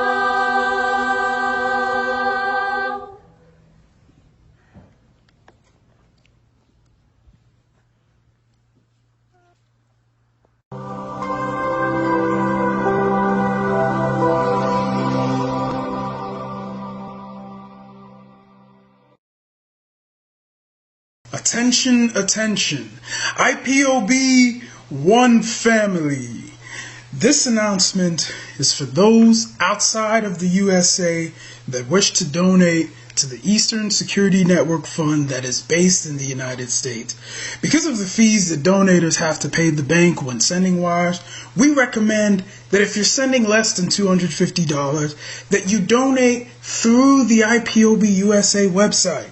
It's fast, simple, and less expensive for you. Go to our website, www.ipobinusa.org/donate. That is www.ipobinusa.org/donate and make your contribution. When it comes to keeping our people safe, every bit counts. After all, the security of our communities is our responsibility. Let's make this happen together.